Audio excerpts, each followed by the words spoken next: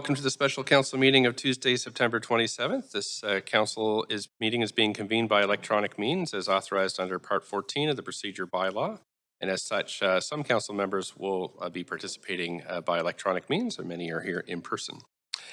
If a council member attending by electronic means loses connection during the voting process, staff are available to get you back online, and the information's been contacted to you. Video of council members speaking, presentations, and vote results will be projected when available. Just a reminder to council that you have to enable your video in order to confirm quorum, participate in debates, and vote. We acknowledge that we're on the unceded traditional territories of the Musqueam, Squamish, and Tsleil-Waututh people, and this acknowledgement is especially important this week in which we recognize our efforts to further truth and reconciliation. Just want to take a moment to thank staff for all their work as well. Amazing through the last 4 years, but it continues on. And thanks for your dedication and contribution to the city. Clerks, can we have the roll call, please? Yes, Mayor Stewart in the chair, Councillor Carr, Councillor DeGenova. Present. Councillor Fry. Here. Councillor Swanson. Councillor Hardwick. Present. Councillor Wiebe. Present. Councillor Boyle. Present. Councillor Dominato. Present. Councillor Bly. Present. Councillor Kirby Young. The meeting has quorum. Mayor Stewart. Thank you so much. Any comments on the agenda items can be sent to council using the web form on the city's website, and the link to that form will be tweeted out at Van City Clerk. Council is committed to ensuring that all people who participate in Vancouver's council meetings are treated fairly and respectfully, and the language we all use in meetings should reflect respect for all residents. No form of discrimination is acceptable or tolerated. Discriminatory language includes attacks on groups of people and individuals. Vancouver's procedure bylaw prohibits council members from the use of words, tone, manner, or speaking or gesticulation that expresses a negative view of the character of any person or groups of people. Many of the members of the public are expected to not engage in improper conduct, which includes the use of expressions that promote hatred or are defamatory. The creation of a safe and inclusive environment for the public, staff, and council to participate is all of our responsibility. Members of council may call a point of order if language used by another councillor during a meeting is not respectful, and as chair, I will ask the speaker to modify their speech to ensure they are using respectful language. I also want to note the City of Vancouver's long-standing commitment to equity, diversity, and inclusion, including utmost respect for all genders. Reminder to council that when addressing speakers and staff, we'll avoid using gendered honorifics and will instead refer to the person by first and last name, role, or title. We have 4 agenda items to consider at this special council meeting, which includes 3 reports, 1 with an associated bylaw, and we have a memorandum. Plan for today is to continue on till noon and then break until lunch. We'll return at 1 p.m. to deal with the remainder of the agenda. So we're going to start with our first report, which is addressing anti-Black racism and historic discrimination, an interim report. We have... Mayor, I have a point of procedure, if I might. Sure. I'm wondering, are we doing a consent agenda for the other items? If so, I have one item I'd like to pull, or are we just doing them in order? No, there's no consent agenda. We're just moving through all items. Oh, okay, thank you. Yeah. So we have, it says Sandra Singh on the list, but I think Sandra here? Thank you. Virtual. Okay, Mayor. yes. Sandra Singh, the General Manager, Arts, Culture, and Community Services here to introduce the Addressing Anti-Black Racism and Historic Discrimination interim report. Please go ahead. Thanks so much, Mayor. Good morning, Mayor and Council. I'm sorry. You're a little faint, I have to say. You're... Oh.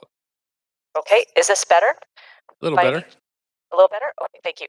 I'm sorry to not be there with you in person this morning. I'm fighting a cold, and so thought it would be better to keep people from catching my germs. So as I'll offer some brief opening remarks, and then staff will offer a very brief presentation. As Council is aware, we have a number of distinct but interrelated initiatives underway to address historic discrimination and racism. A number of years ago, there was the historic apology to the Chinese Canadian community and the resulting work in Chinatown that is ongoing. Earlier this year, we presented to Council 3 items: a report on the apology to the Italian community for historic discrimination, an update on the work with the South Asian community on historic discrimination and consideration of what a meaningful apology entails, and a report on the city's response to the National Inquiry on Missing and Murdered Indigenous Women and Girls Calls for Justice. And over the summer, we sent a memo updating you on the work to develop a broader anti-racism action plan to address the ongoing racism experienced by many residents here in Vancouver. This morning, we are here to present to you an interim report on the work to develop a plan to address anti-Black racism and historic discrimination in Vancouver. While we do have a number of actions underway in the city that are aligned with these intentions, this report does not seek to provide an inventory of ongoing city actions to address anti-Black racism. This list will be included in the final report. Rather, this report seeks to provide an update to Council on the work with the community to articulate the impacts of historic and ongoing anti-Black discrimination in Vancouver and to develop meaningful and impactful actions that the city can take to address moving forward. The draft recommendations and priority actions included here reflect and align with the Black and African Diaspora Community Advisory Committee, to whom we express our gratitude for working with us. The next step after you receive this update today is to take these draft recommendations for broader discussion before finalizing an action plan for Council consideration in 2023. These draft recommendations reference the direct role of the city as a regulator, service and program provider, employer and convener, as well as the city's advocacy role to other governmental organizations, other levels of government, and non-government agencies. We recognize and appreciate the efforts of all contributors to this work, especially Black staff and community members, who give their personal and professional expertise to the integrity of the process and outcomes, while also enduring the emotional labor of telling and retelling the impacts of racism and discrimination, and working as part of our city to address these impacts systemically and interpersonally. I would like to express my appreciation for former social policy planner Joy Walcott-Francis, who started this work for us, social planner Mumby Mena, who carried on the work after Joy's departure, and Assistant Director of Social Policy Wilma Clark, and Managing Director Mary Claire Zach for their leadership and support for the team. And I'll now turn it over to Mary Claire and Mumby to offer a brief presentation. Thank you.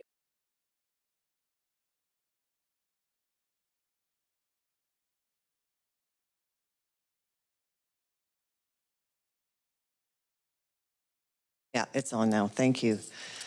So, Mary Claire Zach, Managing Director, Social Policy and Projects. I'm happy to be here this morning. I'd like to start with a land acknowledgement to recognize that we are gathered on the unceded homelands of the Musqueam, Squamish, and Tsleil-Waututh territories. And the reason that we're stating this is that we believe that advancing Indigenous sovereignty and Black liberation are deeply linked and connected. They're interconnected through colonization, displacement, and the marginalization that took place as Black people were enslaved, and this is part of Canada's history. Indigenous people's lands were taken by the Crown without consent. As Sandra already stated, the acknowledgement of the contributions of staff, but I first want to start with the contributions of the resilience and strength of Black and African diaspora communities in the face of historic and ongoing injustices and oppression, and acknowledge my own positionality as a white leader in the organization. My gratitude to all who have contributed to addressing racism in Vancouver, including members of the advisory committee, the external committee, and I'd like to name these individuals, both present and former advisors. Aiden Bell, Balkay Jama, Maurice Earle, Markale Simpson, Pauline Graves, Neville Thomas, Raphael Tachi, Adam Rudder, Shelly-Ann Vidal, Kamani Karanju, Melissa Crump, Valerie D. Walker, Kalendra Nation, Shaban Barker, Pushri Mabusi, and Angela Marie McDougall. And also to staff not identified already by Sandra, I'd like to acknowledge April Sumter Freitag, Jennifer Reddy, and Yaman Say for also helping to guide this work. There are 6 recommendations before Council, and what we'd like to do is, just go over them briefly as part of the report. The first is that Council received this as an interim report, as Sandra Singh explained. It's an update on the work to date addressing anti-Black racism and historic discrimination. There are 4 key priority areas that have been identified through the work with the advisory committee, and 23 actions that have also been identified. And that Council directs staff to conduct further conversations with the broader cross-section of Vancouver's Black and African diaspora communities. This really recognizes the diversity across those communities to review again and refine those priorities and those recommendations. And that Council directs staff to create some partnerships to carry out more research and analysis of the history of Black and African diaspora communities in Vancouver. That Council directs staff to allocate annual funding to community initiatives that further the city's anti-Black racism response, and requests that the mayor, as chair of the police board, to share the interim report and provisional priority actions for information with the Vancouver Police Board.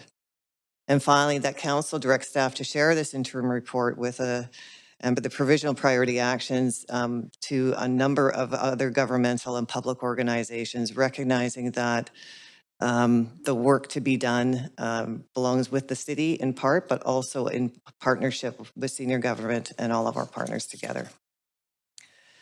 Just a little bit around cultural redress and the emerging approach. You understand as council that we have done work with the Chinese community as well as the South Asian communities. And this redress for historic discrimination is a concept that's been implemented internationally. It's still relatively new to the city. The focus here is on building relationships of trust with the Black and African diaspora communities. And this is our opportunity to do that. Staff have been working hard over the last while to make that a reality. And the city principles and practices for anti-racism and cultural redress are emerging through our work. And we really want to acknowledge that it recognizes that written and unwritten policies, practices, and procedures that govern people are not race neutral and should be addressed according to the impacts that they have on communities. With respect to anti-Black racism, in terms of the definition that we're using, it's from the UN Working Group of Experts on People of African Descent, was also adopted by the Canadian government. And we know that historically there were myths and stereotypes were created and used to justify slavery and the torture of enslaved African people.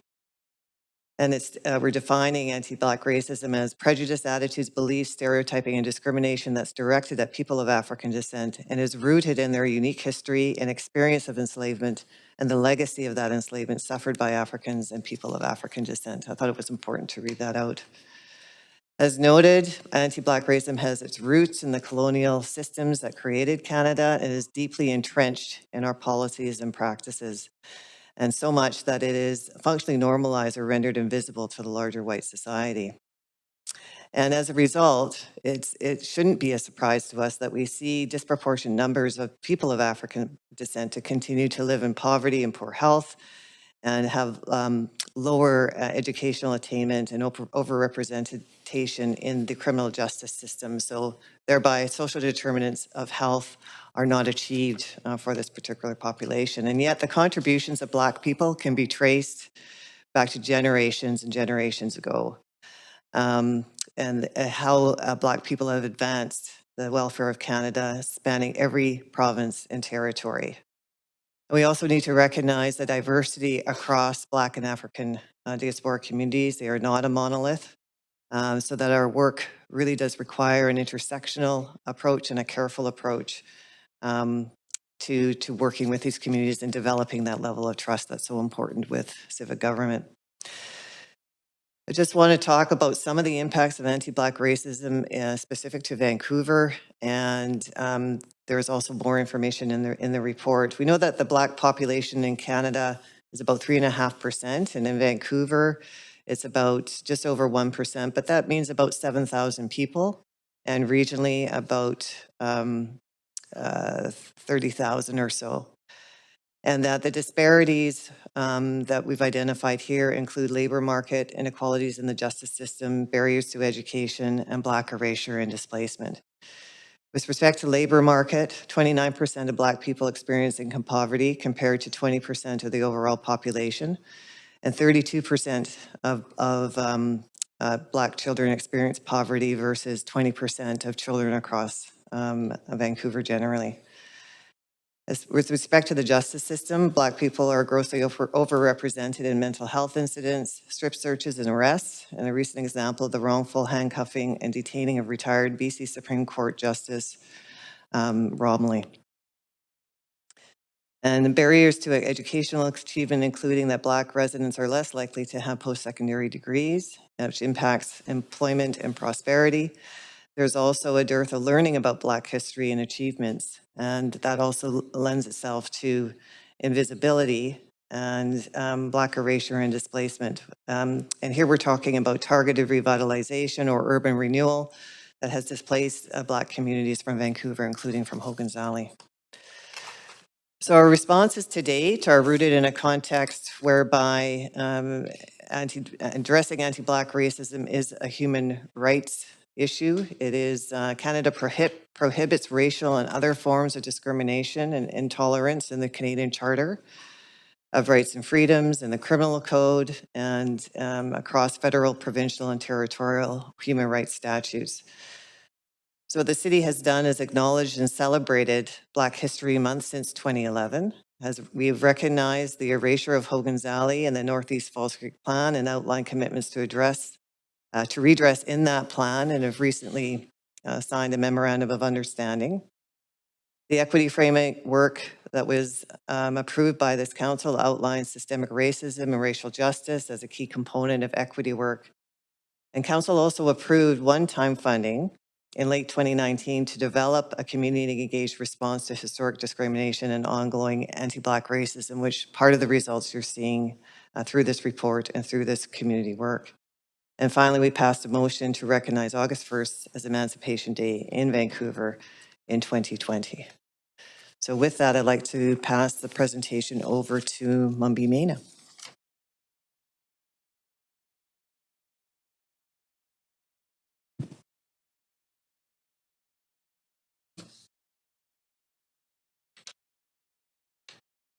Thank you, Marie-Claire Zach, for that introduction and for sharing the work up to that point. Good morning, Mayor and Council. My name is Mumbi Maina. My pronouns are she and her. And I am a social planner with social policy in the Arts, Culture, and Community Services at the city here. And I just wanted to reflect back on the work that we began with the equity framework that really talked about this work being, equity being a process, just as important as the outcome being as important as the process. So the how, the who, and the why matter as much as the outcome. And so I'd like to share a little bit of myself and how I'm situated within this work. So I am an immigrant from the African diaspora with 14 years of living and learning and working alongside First Peoples, people of African descent, and people of color and allies to address, working to address the impacts of colonialism across Turtle Island. I'm here in the spirit of Ubuntu, the African philosophy that I am because we are. And I'm able to stand here today because of the many generations of Black and African diaspora communities who have and continue to work tirelessly, refusing to give up in the face of discrimination, oppression, and injustices on a daily basis, and in every aspect of society. As staff who are leading this work, there's an added layer of complexity and high emotional labor that is often invisible to the institution. We are part of communities which within the city is working to redress and often have to travel between the two worlds. Under the banner of objectivity and neutrality, the norm has been to leave our identities at the door and show up as city staff only. But we have learned that to do this work well, we have to show up in our full selves with our cultures, our languages, our relationships, our lived experiences, and passion for social justice. And this is how transforming internal systems or putting a house in order, as the equity framework articulated last year, this is how this work begins. And this project began, as you see in the screen there, in 2019, where Council approved a one-time fund to do this work. And because of the pandemic in 2020, a lot of us were deployed in the emergency response program, working specifically with the cultural communities in Vancouver. In 2021, staff was recruited, and Joy Walcott Francis, as Mary Claire has mentioned, was recruited to do this work and began the internal review of documents, international, national, and local documents that have recommendations for addressing anti-Black racism. The work that the community, some of who are sitting here today, has done has been really vital in bringing us here today. And some are joining us online. And we've also been working in tandem with internal staff group to make sure that this work permeates all city departments. And so after this interim report today, staff will continue to do broader engagement with the community, continue to partner with academic and other researchers to do work to really understand what the history is and what the impact of city decisions is on the Black community. And so our hope is in 2023, towards the end, that we'll bring a final report back to Council. So in our work with the community advisory, we labored over what the impacts of anti-Black racism have. And they told us that they wanted this to be a truth-telling opportunity for council and mayor to hear what the impacts have been. And they talked about jobs and economic well-being, and these really, and affordable housing and spaces, justice and policing, and how they experience the justice system, the education system, presence, and visibility.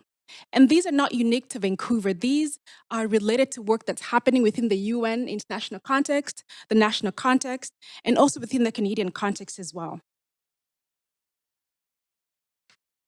In terms of job and economic well-being, the community advisory members identified the need for more equitable pathways to pursue political leadership, influence, and representation across all levels of government and public appointments. In terms of affordable housing and spaces, the advisory identified the need for affordable housing, work, and creative spaces for individuals of the African diaspora and Black for members of the Black and African diaspora communities. Access to safe and affordable housing will provide security and support and encourage the community members to flourish. We also heard about the justice system and how the Black community experiences the policing of Black lives. And in regards to Vancouver, we heard specifically about the experiences with the police department, transit authority, and the community really indicated the continuous surveillance that translates to feeling unsafe and unwelcome in this city. Many felt that they were perceived as dangerous and delinquent when discussing being pulled over with random checks. The education system also is another theme that came up within the Vancouver School Board, that children and youth are feeling that they have been failed within the education system. And so there are systemic barriers to accessing higher education, to also experiencing racism within. We know what happened to Lloyd being in particular. And so we heard that the youth are struggling and are experiencing harm within these institutions. The advisory also noted the lack of visibility of the Black community in Vancouver's history, as well as on the present day landscape arising from historic displacement. And so recognizing the diaspora, the historical and contemporary achievements of Black and African diaspora members, their work and contributions is as equally important. Together, we came up with 4 recommendations. The first one is about prioritize economic well-being and prosperity. And so within that, we heard that it's important to partner with Black and African diaspora community members, businesses, social enterprises to address poverty, advance community economic development, and prosperity for Black and African diaspora. And within that, we have a number of priority actions that are included in the report. We also heard about addressing systemic anti-Black racism. And we heard that the city needs to work to eliminate systemic racism within the city structures, the city as an employer, service provider, to take action against anti-Black racism and advocate to other levels of government, other non-governmental organizations, and public organizations to take action against anti-Black racism. So where a city does not have jurisdiction, the city has a responsibility to advocate. We also heard about improving impact on Black communities. And we heard that the city needs to provide appropriate resources and direct staff to create ethically sound ways to better understand the experiences of Black community members in Vancouver that include collecting disaggregated race-based data to understand how Black people are impacted by city-led programs and initiatives, and how human resources practices impact Black staff and leadership diversity at the city. We also heard, number 4, last but not least, that we need to have culturally relevant and safe planning processes. The city integrate culturally relevant and safe planning processes for urban development, urban design, public space design, housing development, and preservation of tangible and intangible cultural heritage of Black and African diasporic people.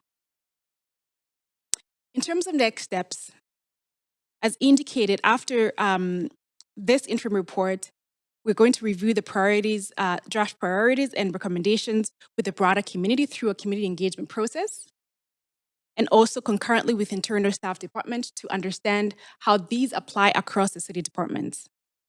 Our final reports with actions, timelines, budget requests, and a plan for ongoing reporting to Council will be presented thereafter.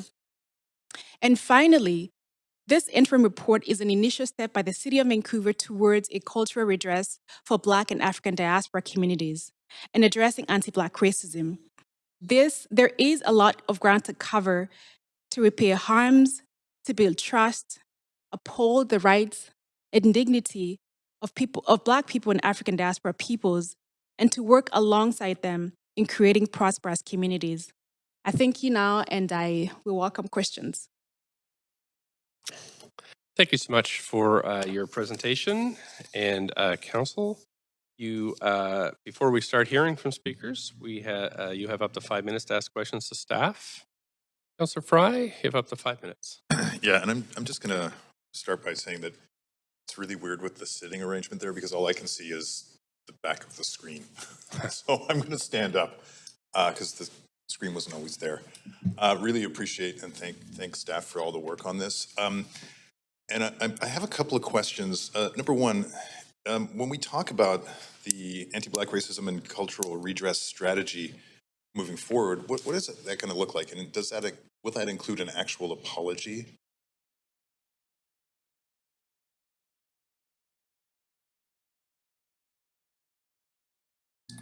Hello, Wilma Clark, Assistant Director in Social Policy. We're actually talking to our external advisors about that, and we want to have that conversation with the broader community. I think it could include an apology, but again, in the principle of nothing about us without us, we really believe that the first step is to ask community their views on whether the apology is the important first step. Okay, I very much appreciate that because I think that's an important kind of articulation that often gets lost in this kind of work. I guess the other piece, and I really do appreciate that there is work moving forward to share this with the police board and transit police, et cetera. Have there been any kind of preliminary conversations around policing and Black lives? Within the advisory, there has been, it's part of the report, but there hasn't been yet the dialogue between ourselves and the police. Or I understand that they have a committee as well. So one of the things that we want to do is start talking to the Black and Africa Diaspora Committee that the police have recently put together as well. And as we mentioned, one of the recommendations in the report is that the mayor take these considerations forward to the police board as well. So there is work to come. And there is concurrent work then happening at the police so that we can see this sort of. We're trying to figure out what is happening. We haven't had that chance to interact with that committee yet, so we're hoping to have a conversation with them, and also, as we said, with the mayor talking to the police board, and then us starting to have our dialogue with the police as well. Well, thank you so much. I know that this is difficult work, especially, and appreciate your leadership on this and the entire team working on it, and of course everybody from the community who's been participating. So thank you.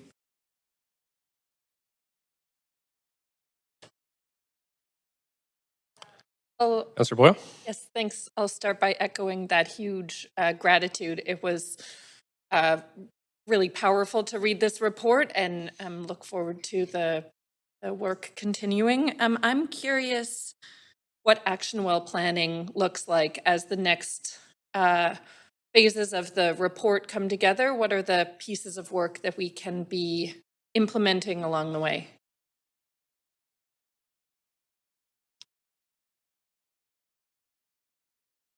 So thank you for that question.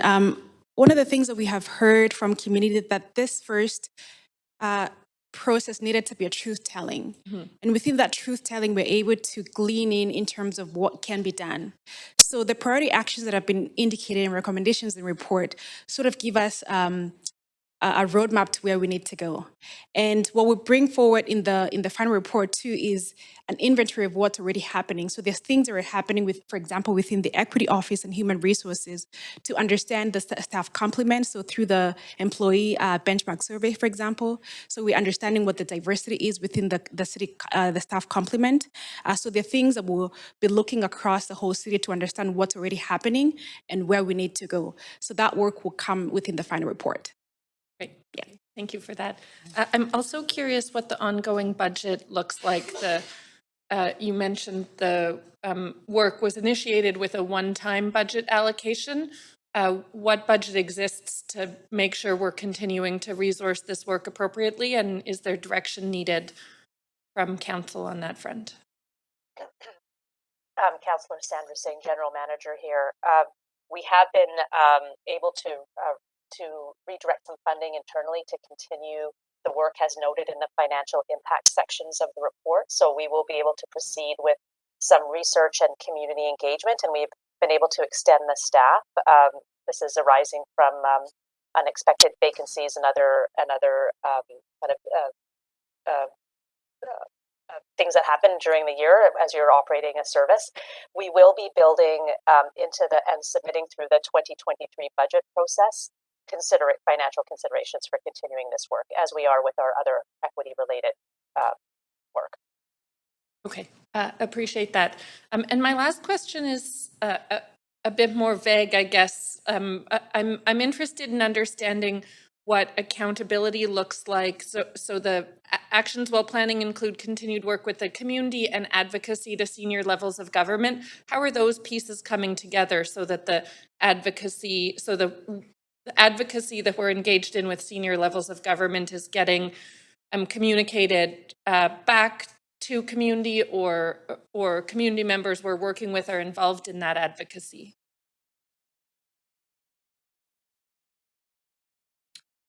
Yes, thank you for that question.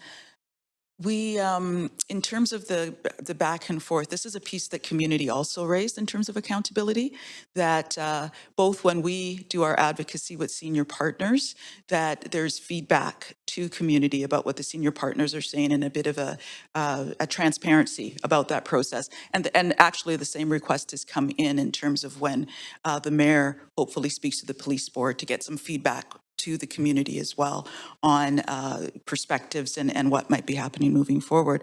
I should also mention that one of the initiatives that we've been working on for quite some time now is what we're calling our Public Partners and Community Anti-Racism Working Group.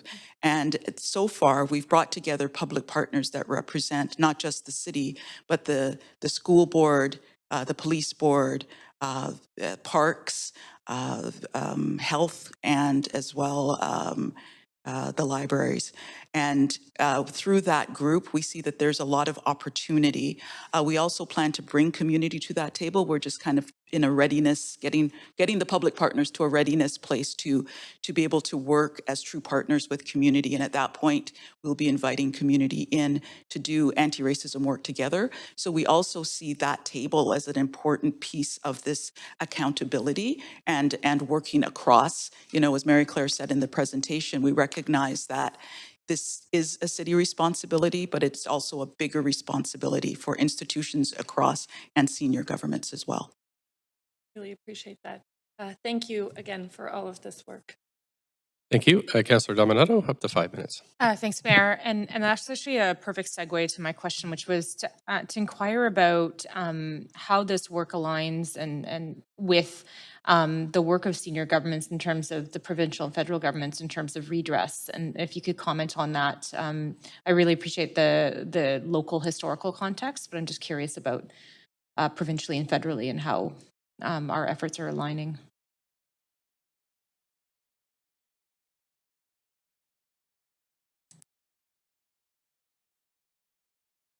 Again, with this interim report, we're still at the early phases of it. But what you're saying, Councillor Dominato, is exactly what we want to move forward into. As you know, there's been the recent legislation through the provincial government on the collection of disaggregated race-based data. And so we see that as an intricate link. We also are regularly in contact with our colleagues, particularly at the provincial level, working within the anti-racism, multiculturalism area, as well as the immigrant settlement area. So we are in a very, very close contact with them. At the federal level, there's some work that's happening around youth, and a large focus of that some funding that we're working with the federal government on will be focused on Indigenous and racialized youth. And so we see that there is a lot of opportunity in terms of bringing into that the priority of focusing as well with other communities on the Black and African diaspora communities and our needs there. Let me just stay. I don't know what happened there, sorry. No, that's all right. Thanks. I appreciate that. I have a follow-up question just with respect to, I noted with the priorities and the actions, a focus on cultural heritage, both tangible and intangible. And we've had that conversation at Council with a number of communities. And recognizing this is an interim report, has there been some discussion about what that might look like and how that might be reflected in the city? Because my observation has been for some time that there's a lack of awareness about the founding communities of this city, and that lack of visual cues of whether it be historical markers or others, we're not doing a great job of educating people, and I think there's a real opportunity there, and I'm just curious if there's been any further discussion about what that might look like and how that might be reflected throughout our neighborhoods. Yeah, thank you for that follow-up question. So we have been working closely with our colleagues in cultural services, and there's work on developing a commemoration policy that's underway, and we're involved in that conversation as well. So we're continuing to collaborate, and we know that any work that needs to happen will follow that policy because it will give us an overarching framework for doing that work. But also in terms of what you're saying about the education and awareness, we're also working to finalize the report, a research project that we've begun, and we've partnered with SFU as well, because again, we realize the need to educate the public on who have been the pioneers and who have been contributing to Vancouver. So that work will be completed, and then perhaps a public awareness campaign coming around out of that work. Okay, fantastic. Thank you. Appreciate that. Thank you. Councillor Kirby-Young? Yeah, thank you. I wanted to pick up on a couple of the earlier questions, and it was with respect to policing and moving forward on that very significant area historically. And I'm wondering, in addition to the recommendation that asked the mayor to bring that forward to the police board, if there's been any further thought to any other ways of connecting some of this parallel work, such as a delegation to the police board or any representatives or members, whether it's staff or from the working group, conveying and bringing that information forward so it can be heard directly. Any comments on that?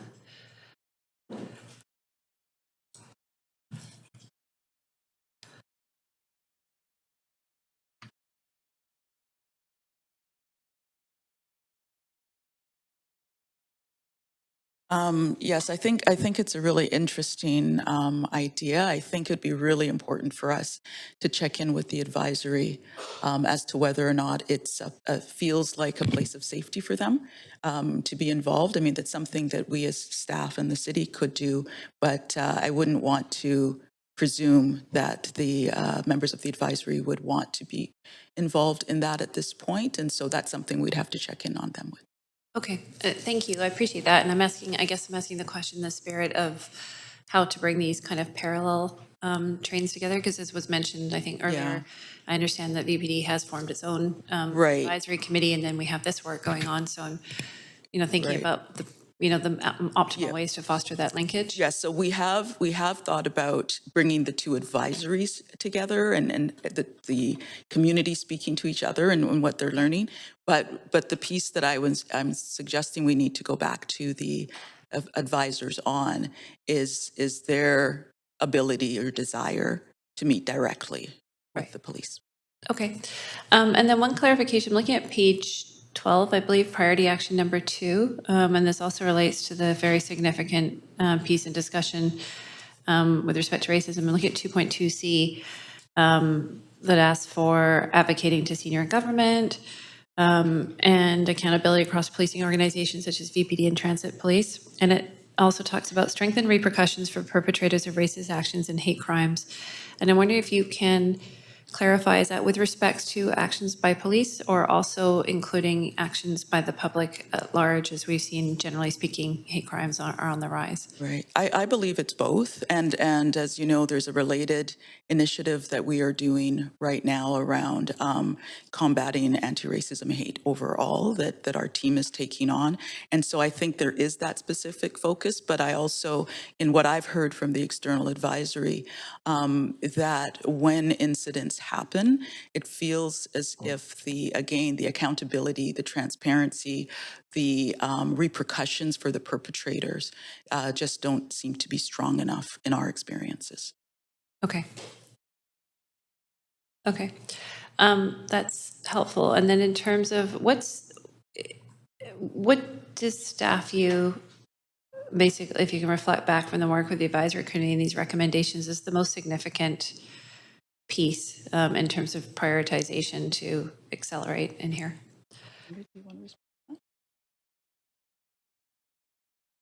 I don't know that we're at the place yet because this is an interim report and we haven't gone out to community. And so I would be reticent to want to prioritize the priorities beyond where they already are at this point, because I believe that we still have much work to do, both with our external advisors and with the community in general. I don't know if other staff have other thoughts on that. Yeah, I think the piece on accountability is one piece that we really heard clearly from the community. There have been quite a few number of reports and strategies brought forward, but oftentimes not enough resourcing. And so the community is feeling that we need to have some strong accountability mechanisms to really measure and evaluate the work that we're doing. And also they need to be responsive because we know that concepts are changing, our community dynamics and needs are changing. So for the work that we do, anything that we do to be able to respond and be flexible to the changing and needs of the community. Okay, thanks. I'm sure, but I know we have a chance to hear from the community too, so that'll be helpful. Thank you. Councillor Carr, up to 5. Yeah, thanks so much. I'll just start by echoing again my thanks to the community and to staff for the report. I think it's a really good start and there's a lot of more work to be done. To follow up a bit on Councillor Kirby-Young's point, one of the things I was really taken with in the report was reading the comments of the Community Advisory Committee and really hearing about issues related to systemic anti-Black racism. For example, in trying to find a good, decent place to live. And seeing prejudice through that process. So I hear it also around the police. That is a key in the VPD. That was a key part of the report. But in the broader community, how do we proceed with tackling that? Especially, I'm very concerned about the kind of polarization and entrenchment of really negative energy in the social media world. So did you discuss that at all?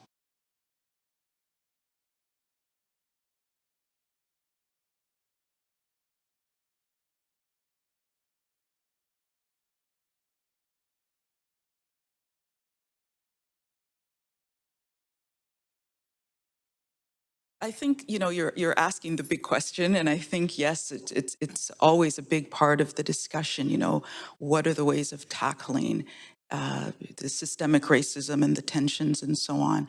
And I think that when we're talking about, you know, racism generally, hate generally, a lot of it starts with education, it starts with relationship, it starts with specificity. And by that I mean that there are many groups that face oppression, but the way oppression is manifest is dependent on the history, the very specific history of that group. So when we're talking about the Black and Africa diaspora populations in Vancouver, we have to get specific about what is the history of our peoples here? What is the history of our people in Canada? What is our history of enslavement? How is that legacy playing out today, specifically for this group? And in that, we need to go back to speaking to the community and getting those stories and getting the community's input on what are the things that need to happen. But I would say generally, it would be those pieces around relationship, education, and accountability. And I think the piece around accountability is we can do all of this work, but if we see people coming forward and describing what's happening to them on the streets or in the education system, or in trying to seek housing or employment, and we know all of this, but we don't show how we are taking it into account as we're planning and as we're moving forward and as we're divvying up resources and all of those pieces, then community's not going to have any faith in our institution or any other because we don't see change. Interesting. Yeah, I would agree with you. This is a big systemic issue, but I've always loved the events that happen here at City Hall around Black History Month. Yes. There is an educational role and also a celebratory role of those kinds of events, which leads me to my second question, which is the importance of the cultural, like a center, an actual center, which is uniquely there for the Black community and the diaspora community within Vancouver.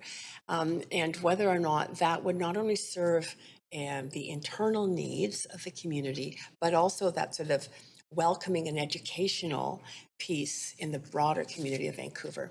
Oh, yes, I agree that it could assist with all of that. And I think we have to, when we think about the Black and Africa diaspora community in Vancouver, it's one of those communities that because of the displacement that happened here, there's this interconnection with the Black and Africa diaspora community across the Lower Mainland because a lot of the people kind of moved out. So, you know, if you go anywhere in the Lower Mainland, they're talking about Hogan's Alley, they're talking about the Black Cultural Center because it's a center point for all of us, for those who are currently in Vancouver, for those whose history started here, but through displacement, they ended up elsewhere, and for immigrants that have landed around the Lower Mainland.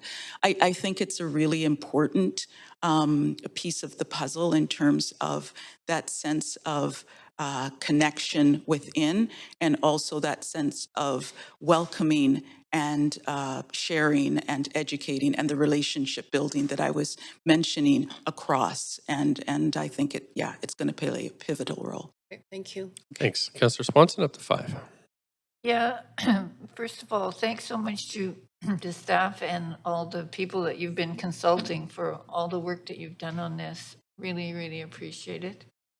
My question is kind of a follow-up on Councillor Carr's first question, which is, how would you explain why we need specific anti-Black racism actions as opposed to generic anti-all racism actions?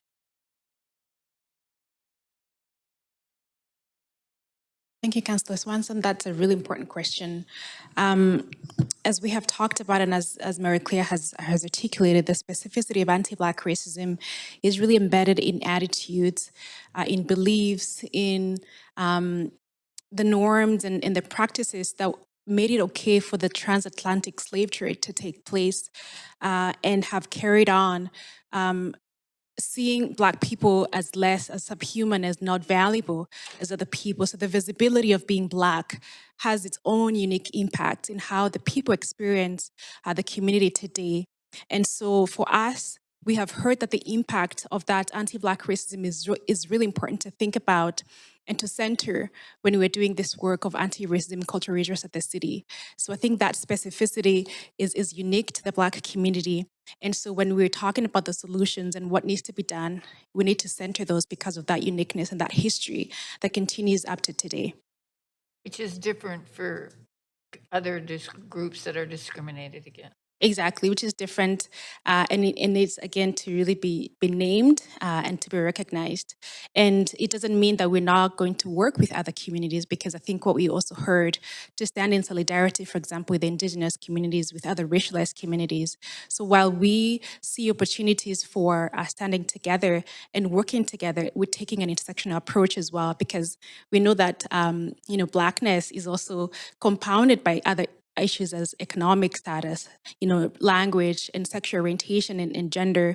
We know that those intersections are very unique, but even as we do that, we need to really continue to center the truths and the impact for the Black community. Okay, thank you so much. Councillor Weep. Yeah, my question is a follow-up on Councillor Swanson's conversation about anti-Black racism. We got a letter from the Racial and Ethno-Cultural Equity Advisory Committee speaking to some of the comments on the amendments created further distrust between the Black community and the city. I'd like to hear from staff on their kind of understanding of the letter and how the comments from this council have affected the community, and how we can ensure that moving forward, we make sure that we build that trust, recognizing the importance of anti-Black racism.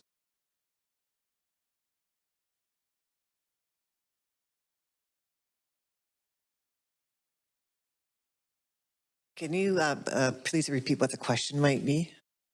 Yeah, recognizing that we got a letter as City Council from the Racial and Ethno-Cultural Equity Advisory Committee stating that comments from Council about the amendments to the Vancouver Plan created further distrust between the Black community and the City of Vancouver. And I'm wondering how, moving forward, we can make sure that the conversations that happen around this table are creating more trust as we try to work on anti-Black racism here in Vancouver. Well, I would say, generally speaking, it's the work that we do with community will build that trust and build that opportunity for dialogue and conversation. So that would just be a general response to that. Okay, but it really kind of defined that it was the communication and the comments made by council. And so I'm wondering, what work can we do as a council to ensure that we are building trust as a council with the community, recognizing that we continue to support and fund the work, but there's obviously still a lot that we need to do as a council in our internal training to make sure that we are making appropriate comments that are building that trust, recognizing there is significant distrust and a lot of dark history and Black history that we've seen over the last kind of. I think there's opportunities for anti-Black racism training that staff have benefited from, and we found it very, very helpful. There's also could be opportunities for council to connect more directly with the External Advisory Committee and with communities as we do this work going forward. Okay, thank you. Thank you, Councillor Weep. Thank you so much. Then that is the questions to staff. And so we're going to move to hear from speakers. Just to remind speakers that you have 5 minutes to make comments, and be great if you could state whether you are support or oppose recommendations contained in the report. Council members have up to 3 minutes to ask questions to speakers. However, speakers are under no obligation to respond to questions. Also ask speakers, yeah, great. Okay, so let's go ahead here. Our first speaker is single name Todd.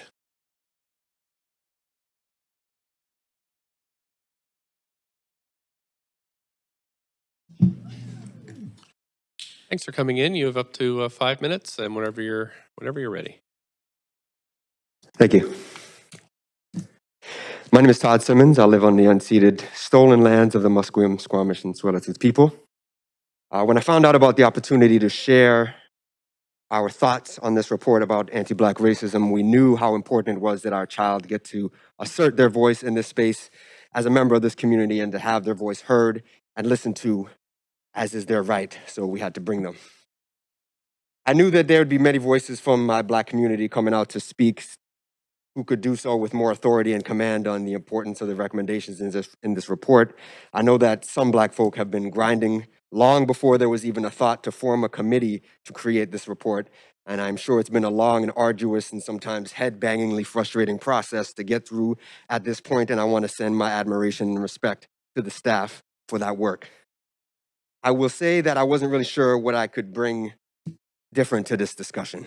I was born on the traditional lands of the Huron-Wendat, the Seneca and the Mississaugas of the Credit, what I know as Toronto. If I had a dime for every time I was asked, where are you from? No, but really, where are you really from? If I had a dime for every time I was asked that, I would have enough dimes to afford a house in this city. I usually answer after they reject me telling them I was born here a few times. My usual answer is that I am from the ether, the place that transcends place, the creative energy and the engine of the universe, the love of the universe, the center and the absolute truth of all things. Why? Where are you from? It's where I believe we're all from. You call it the spirit, the byproduct, the inner workings of the brain, or the conscious, the soul, the thing that thinks, therefore it is. But we are in a shell, experiencing the world of created things, but to what end, I don't know. It's what I believe is most important about who or what we really are. I've been in this shell, attending, witnessing talks, meetings, town halls, seminars, round tables, square tables, side tables, all kind of table meetings about racism and what it does and what to do about it, how to fix it, where it comes from, which, where, whom, why, and whence. I have been privy to these kinds of talks since I was 6 years old, younger than my youngest. Decades living my life as a Black person in this shell, watching and waiting for people, so-called people of color and people of non-color and people of different color to listen to the wisdom gained through our experience in this world of created things. It is safe to say I do not have a lot of faith in the process, or really not a lot of faith in the people who need to heed the fruits of this process to do the right thing.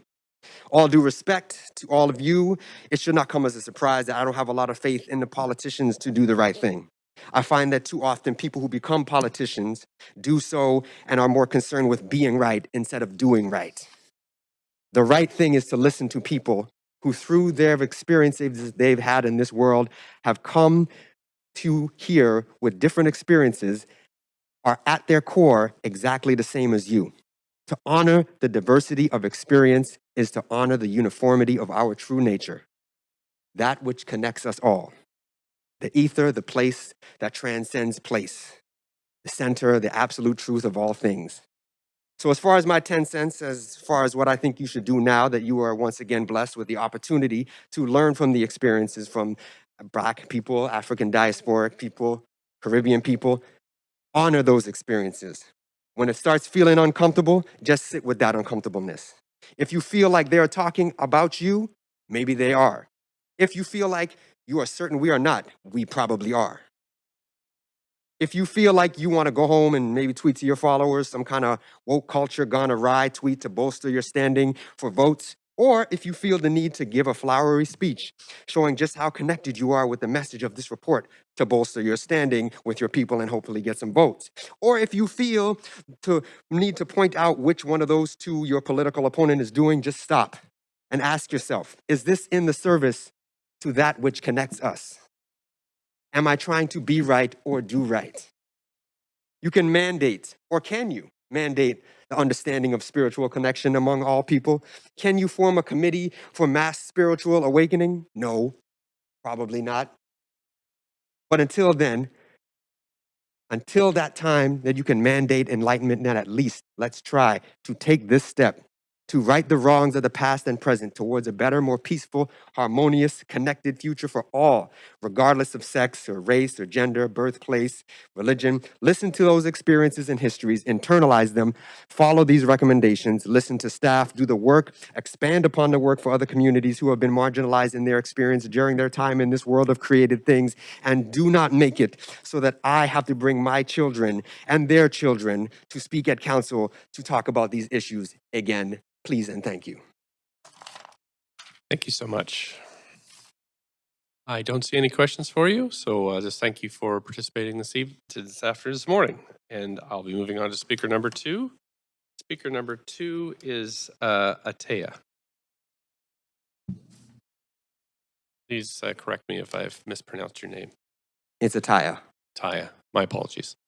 Hello, my name is Ataya, and I live on the unceded stolen lands of the Musqueam, Squamish, and Tsleil-Waututh people, and I would like to say thank you to them for taking care of these lands and waters. I'm a mixed-race Black kid. I'm 10 years old. I'm happy to be here, and I use they/them pronouns. I read the report and I think it's very powerful, and I think that it should be put into action. Within all of the recommendations starting on page 11, I especially agree with 2.1, 2.2C, 3.3, and 4.2. I want to make sure there's a focus on policing and justice systems. I've experienced anti-Black racism, and so has my dad, and I've blocked most of my experiences out because they're really sad. The level of anger I feel about anti-Black racism in the justice system cannot be put on paper. I know that it's a thing that Black people are not paid as much as white people, and I want to know why, and it's sad that because of that, people don't get to follow their dreams. I would like to know when more Black people will be on council because we should be making more decisions about our city. A lot of my anti-Black racism experiences have happened at school. Schools should be stopping the growing anti-Black racism in their institutions. I think they can do this by more Black people teaching about Black culture. We should learn about the very important things in my community. For example, I'd rather learn about Run DMC than Elvis. The government needs millions of dollars to help Black communities across the city, and I encourage you to follow through. I've always wanted to speak at council, so I'm achieving one of my dreams now. Thank you for your time. Thank you so much, Ataya. We have questions for you if you'd like to answer. We have Councillor Fry, followed by Councillor Swanson. Up to 3 minutes for questions and answers. Ataya, I just want to start by saying, fantastically well spoken, very brave to speak your truth and share with us how you feel, because I think it's important for us to all hear, and I know it's tough, especially to come in front of a bunch of strangers and stand at a mic and say those things. So I just want to commend you and put my hands up and say, very well done. And so thank you. And what do you think that we could do more within our school systems? Do you see an opportunity to maybe change how we provide curriculum in your school, assuming you're in a public school? Yeah, I think they should teach more because it's only starting now in 6th grade that I'm learning about Black culture more, and 1 year before that. So Well, good thing you got a smart dad with you who probably helps along with that, but we'd like to see that change for sure. So again, thank you for being brave and speaking to us. Thanks, Ataya. We have Councillor Swanson also has a question for you. Yeah, I want to thank you too for coming in and getting up the guts to come and speak to council. That's fantastic. And I hope you run for council in 2030. And Better than me. I just want to ask one question, which is, what do you think of having police officers in schools? I know we used to have them, and the past board kind of abolished them, but there's talk of bringing them back. I don't know. You don't have to answer if you don't want. I don't know about police in school. Nah. Okay, At my school, they have supervision aides, yeah. but there's over 200 kids. There's only 3. But So it might be better to have more supervision aides. yeah. Yeah, okay, thank you. And I hope you. you run for council. Thank you. That's it for questions. Really appreciate you coming in this morning. Speaker number 3 is Parker Johnson. Parker Johnson here? Hello, Hi. can folks hear me? Thank you for calling in today. You have up to 5 minutes. Please go ahead. Yes, thank you. Thank you for this opportunity to speak today. My name is Parker Johnson, and I go by pronouns he, him. I am a son to Addie and John, spouse to Karen, and parent to Quincy, who is a graduate of Van Tech.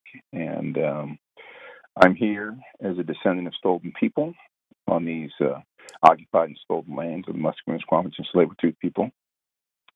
And I stand in solidarity with anti-colonial movements, indigenous sovereignty, liberation struggles, not only locally, but across the globe. I want to preface my remarks also that I have been here in Canada since 2002. And previously, I was an employee at the City of Vancouver from 2007 to 2017. So some of my remarks will be informed by that. I also want to lay context to the importance of this work and the enduring struggles against imperialism, colonialism, capitalism, neoliberalism, ableism, and many other forms of oppression and degradation that we are struggling with in our society. And want to ground my comments in the context of Ubuntu, which was earlier mentioned by Mundi, which informs my way of looking at the world, my approach to the world. Again, I am because we are, therefore I am. I want to just share a couple of things regarding the report, which I'm extremely grateful for. Having worked at the city previously and now semi-retired and doing some consulting work, seeing this type of work happening is gratifying. And so all the work of the city staff as well as community members, I think is tremendous. I do want to just say a couple of things regarding how we frame and think about some of the issues around anti-Black racism. Oftentimes, when I'm dealing with these issues, people will say, "Oh, it must be hard to be Black," and my response oftentimes is, "Well, no, being Black isn't a problem. Dealing with systemic racism, institutional racism, and ongoing discrimination, that's a challenge. But my Blackness is not a trouble to me." And I think it's really important that we continue to remember that we're not individualizing the problem of Black people needing to fit in or assimilate into structures that were not designed for us, but in fact were designed to exclude us.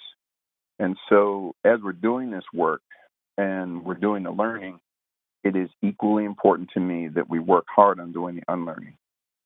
And that unlearning, I think, is critical because for all the policy and procedures that will come into play and all the work that will be done, culture will eat policy and procedure all the time. So it needs to be transforming culture work that we are also doing. Culture work transformed also within the city and its activities and its work, which is well outlined in this report, and being able to assess those transformations in culture and people's day-to-day experiences. And in looking at those experiences, to be able to build that framework that you're talking about with the principles, which I look forward to seeing, and the practices and the assessment mechanism to find out about the impact of those practices so that the city is an ongoing learning organization. It had not been my experience that the city of Vancouver is a learning organization. And as Todd had mentioned, we oftentimes fall prey to the vagaries of which politicians are in office or who are the people that are staff that are carrying forward this work. And so I'm hopeful that there will be line item budgets for this to be ongoing work around anti-Black racism, and that it will not be siloed work, that it will not be work that will be contract work, that it will be enduring centered work in the same way that our work around trans inclusion, around being an accessible city, around being a city of reconciliation, all of these things centering the margins, but also being comfortable with decentering the ways in which whiteness, white supremacy, and neoliberalism really continue to inform the way in which we look at these issues. One example. I'm just going to let you know that you are at your 5 minutes, and I'm sorry. My minute. Okay. If you just want to finish off with a sentence or two, yeah, that would be great. Yeah. So one of the things that I do want to finish off with is the issue around policing and schooling. When we're talking about policing, because I'm one of the people serving on the advisory committee with the police, the thing that concerns me oftentimes is that we will start at ground zero as if there's been no prior work done. And what I hope the city will do is, in doing this work, will use what has been learned previously and draw upon that to inform the work of today. Because oftentimes, and this is something we're dealing with the police advisory, people don't have that history, even though they were themselves working in the police force at that time. to look at what did we do, what was the impact, how did the community assess its impact versus how do we assess its impact on the community. And so I want to really encourage people to put front and center the perspective of Black people's experience around assessing these issues and their impacts and the ongoing work that needs to be done, and not merely centering the city's impression of what those impacts are. Thank you so And much. You are I'm over time. 6.5 minutes, so I've given you about as much elasticity as I can here. Is that all right, or would I? Yeah. Are you okay? Okay. Thank you so much Yep, for I'm fine. calling in today. We don't have any questions for you. I will. Okay. I'll be moving on to speaker number 4, who is Adena Sumter Freitag.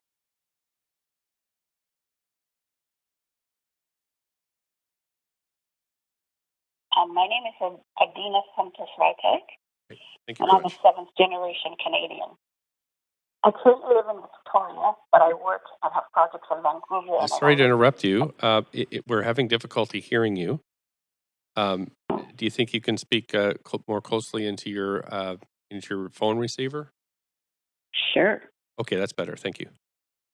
Can you hear me now? Yes, we can. Please go ahead.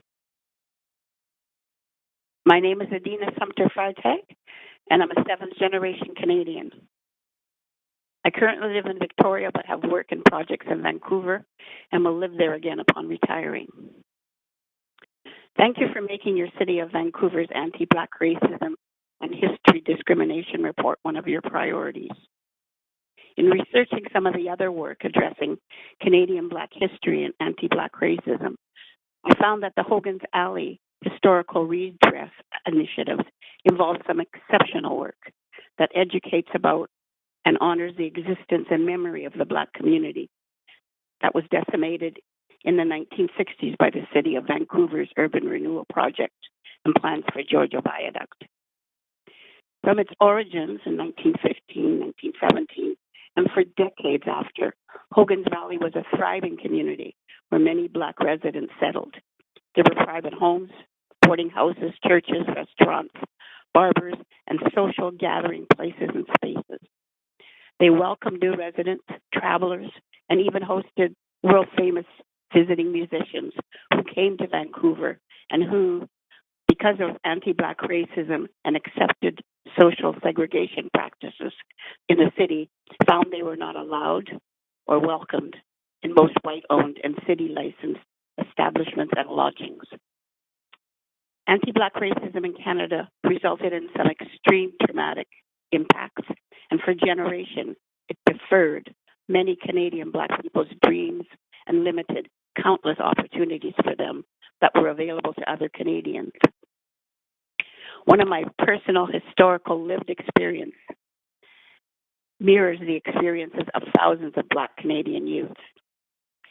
When I finished school, I was so excited. A million thoughts and dreams were whirling inside my head.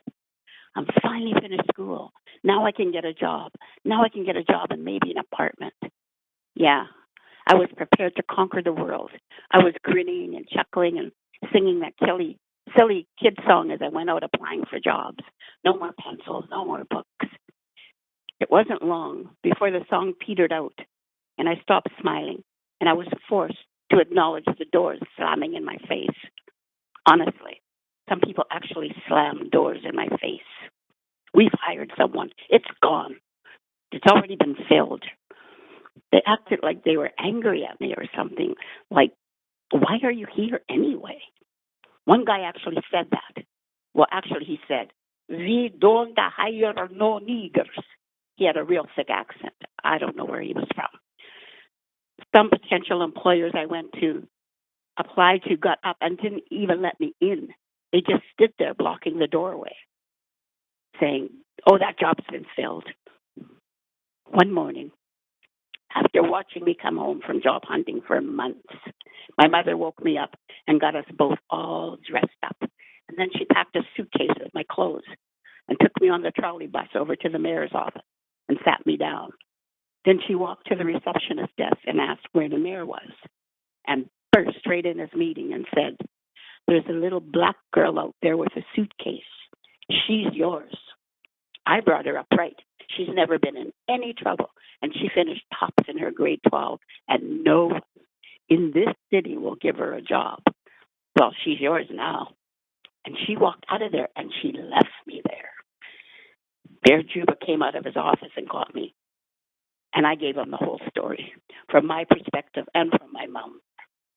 A few hours later, after quite a few phone calls, a man who worked for the provincial government's personnel department, Mr. Gillespie, came to the mayor's office. After introductions from the mayor, he and I drove to a large interior design business where I got my first job as a secretary.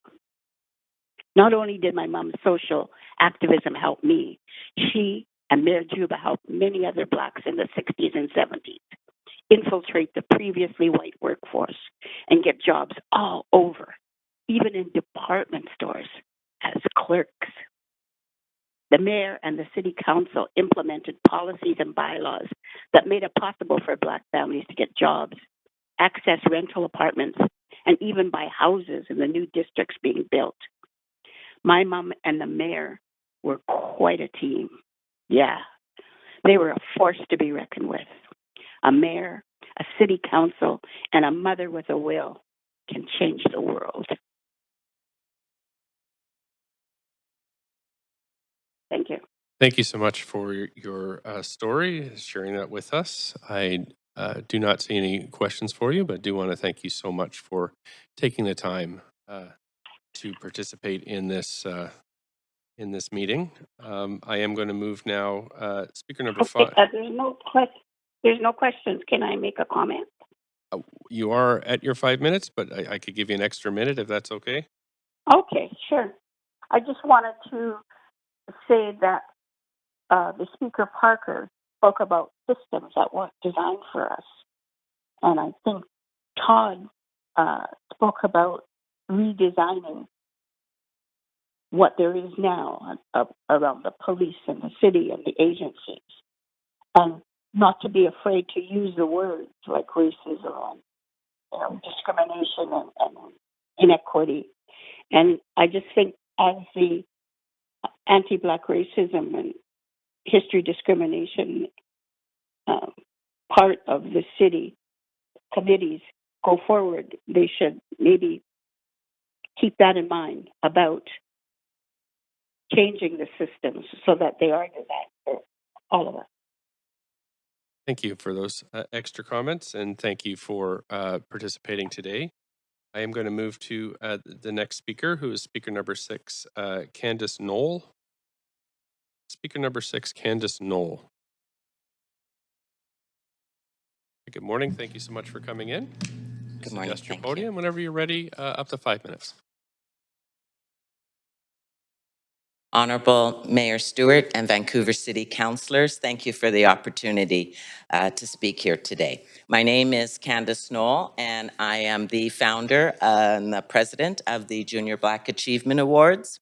We empower Black youth and their families through training, recognition, and access to education. I am here to speak in favor of the recommendations, and I'll speak particularly to priority number 1. The goal of priority number 1 is to work with and support Black and African diasporic communities in developing sustainable and prosperous communities. Action number 1.1. We have difficulties in obtaining our fair share of the piece of the pie. We need access to funding in a more equitable way. We need allotments of funding that will truly make a difference. We want to be involved in the meaningful discussions about what our community needs. It is imperative that we are part of the decision-making process for the allocation of funds for our community. Action 1.2, we need to have more engagement from the community. Our youth, elders, we need cultural and ethnic input. We need consideration of the intersectionality that was talked about earlier today.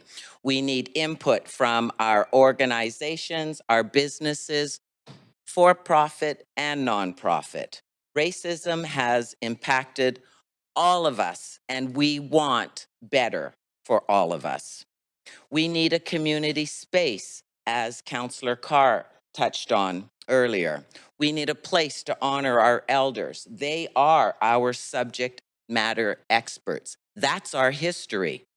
We need a community space to train, educate, and uplift our people.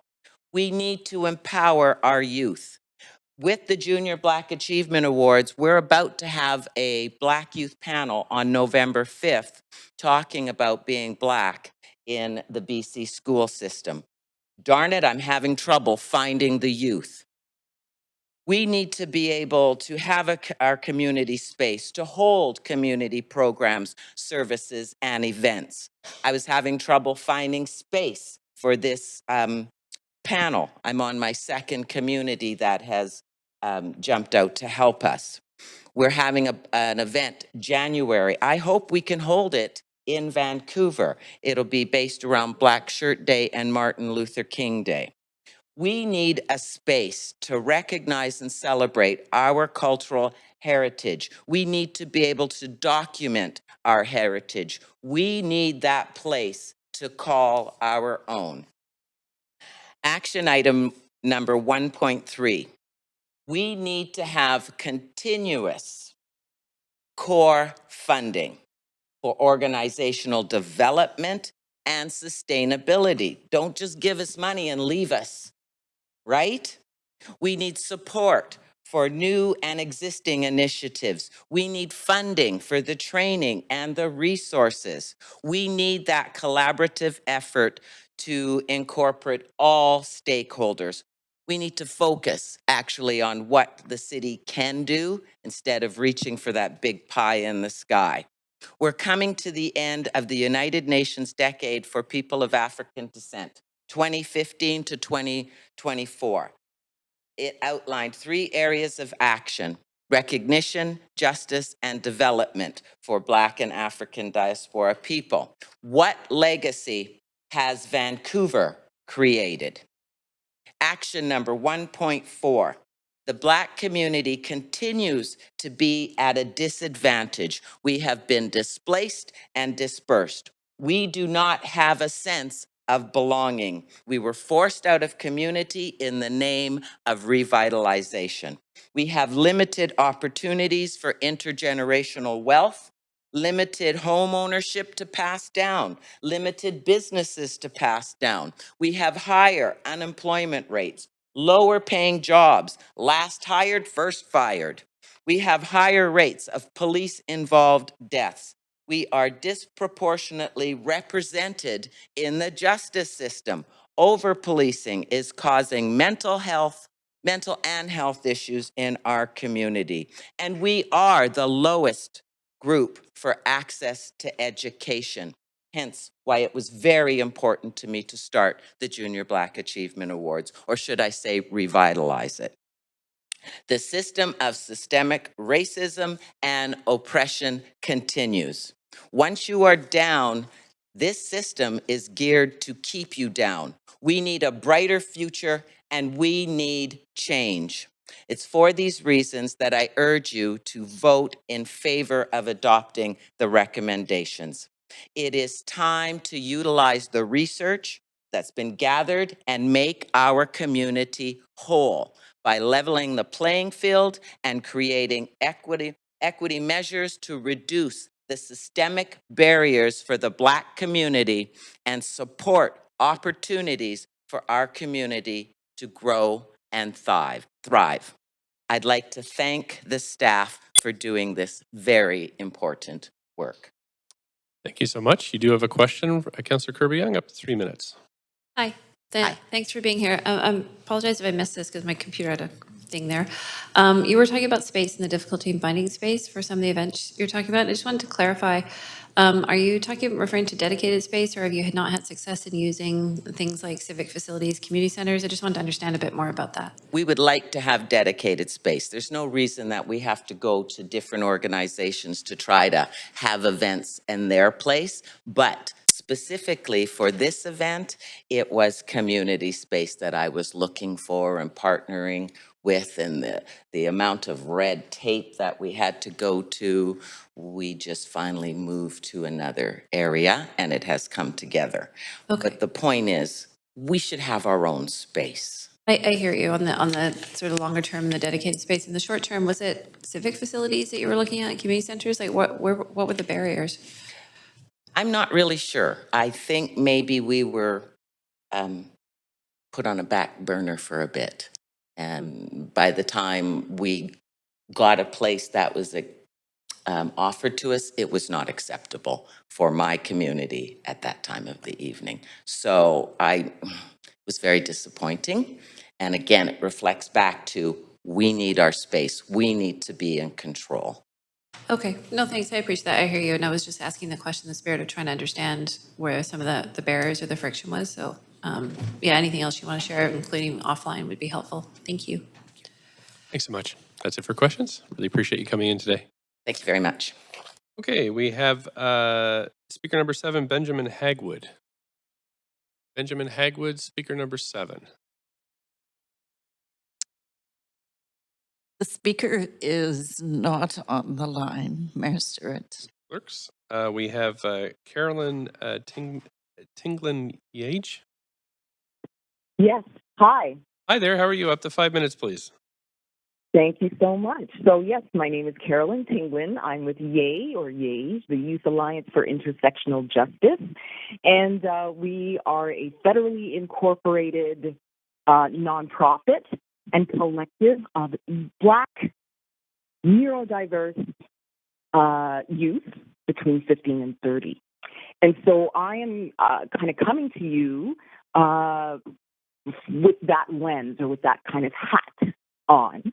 I really appreciate the work that's been done on this report. It's quite in depth, easy to read, easy to follow along. So I appreciate that. I just want to mention to the council that we're privileged to be here today to have these discussions. And if we are really, truly talking about equity and we're talking about inclusion and we're talking about uplifting and supporting the Black and African diaspora, we really need to talk to and we really need to connect with the people that it affects the most. And many of those folks are the working poor. You've heard from folks who have already mentioned issues with opportunities. Candy mentioned issues, with opportunities and how we are underemployed, not for the lack of trying, how the oppressions that we face can absolutely affect our economic status and financial futures. And so, when you have these meetings and you hold these forums and you share this information, it needs to be shared with the folks who are working their butts off right now, and the people who are in school right now, and the folks who can't afford to get to your location because they don't have enough or they can't spare that amount in order to get themselves on the bus or the train. So I really want us to think, deeply about who it is that we are trying to serve, and if we truly are being, or if the council is truly being inclusive. With that being said, I just want to touch on some of the points from the report, and thank you, Candy, for being so incredibly thorough with your breakdown. Just wanted to mention 3 quick points in terms of labor and taking a look at what the labor issues are exactly with our communities or within our communities. Currently, there are no stats on Black and disabled young people, for instance, and they are and happen to be the most underemployed sector of our communities. And so that would be really important to make sure that we are bringing that forward, that there's sustainable funding in that area for an identity-based funding in that area for young, disabled Black and African diaspora youth. Secondly, the issue of policing, of course, that's quite a deep and very complex problem or challenge. I don't propose that, in a series of meetings or discussions that will be that problem will be solved. But I do want to say again, if we're looking at folks who are most impacted by these issues, they're not really here. They're not present, and they're not being given opportunities to speak up. And when I say that, I only say that again with my young disabled youth hat on, or young people with disabilities with that hat and that kind of purview. Last but not least, I wanted to talk about schools and schooling, and it was just so very moving to hear a student's perspective. We need to hear more of those perspectives. And so, what are we doing, and what is systematically or systemically put in place so that these conversations are not just when reports are being collected, or not just when there's a problem identified, but what are we truly doing, and what systems are in place for true and authentic discussions and inclusion? Because this can't be a one-time type of thing. It has to be ongoing, and these efforts have to be ongoing. And I think a few people mentioned accountability, and how is everyone going to be made accountable or held accountable for some of these recommendations? I hope you vote in favor. It's a really great start, but obviously there are more in-depth issues and communities within our community that need to be considered. Thank you. Thank you so much for your time today. I don't see any questions for you, so I am going to move to the next speaker. Thanks again, though. We have Kona K. Kona K as speaker number 9. Hello? Hello? Hi there. Please go ahead, up to 5 minutes. Hi. My name, within community, I'm known as Kona. I'm sorry to interrupt you, but you are quite faint. Do you think you could speak a little more closely into your receiver? I'm doing my best. I'm currently sitting in an airport on Treaty 6 land, formerly known as Edmonton, which is my homeland. I moved to the unceded and disrespected lands of the Musqueam, Squamish, and Tsleil-Waututh in 1997. I was very excited in 2004 when I was able to gain employment with the city, and I worked for the city within cultural services for over a decade, almost 15 years. I think it's really important. I really need to say that the voices of staff over time have not been heard, and we are now at the point that we are at.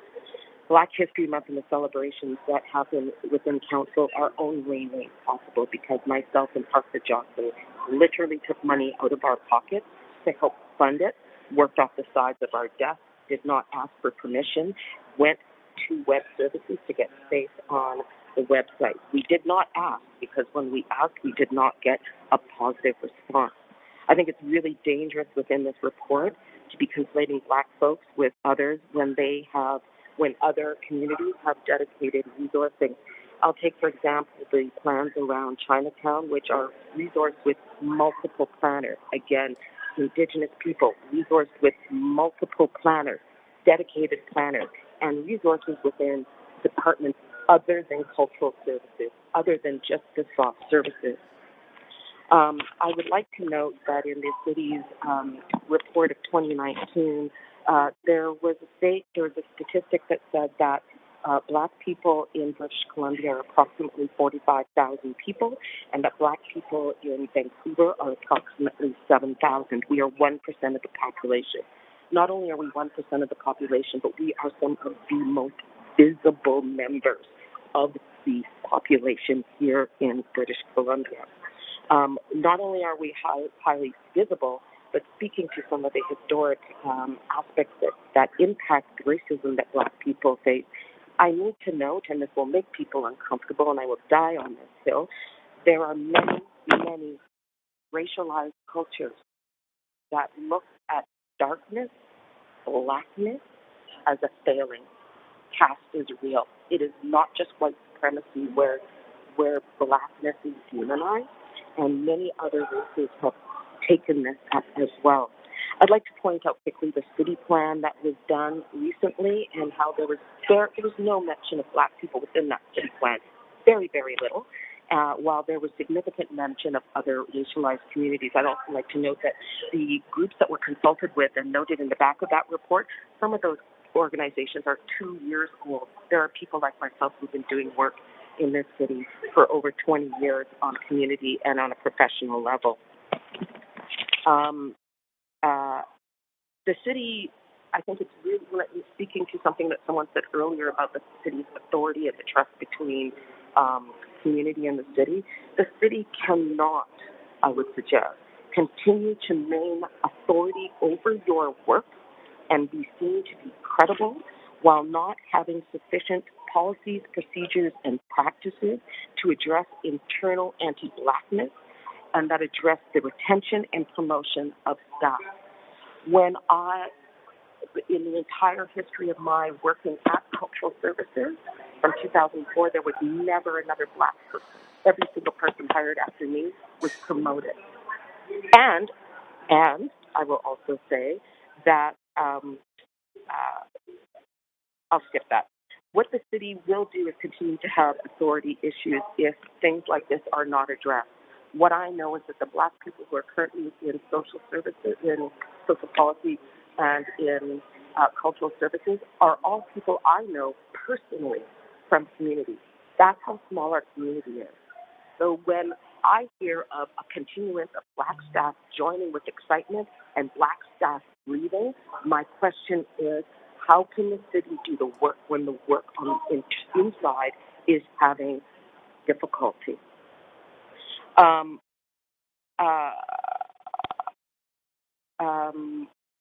Following my departure and my subsequent race-based grievance against the city with the union, many Black people were hired. And my concern is that aside from people like Wilma Clark, who I know from the days of the BC Human Rights Commission, for example, or April Sumter Freitag, who was the first person hired and who I worked really hard to get that person in. The staffing has been in a place where Black staff is temporary, part-time, does not have sufficient benefits.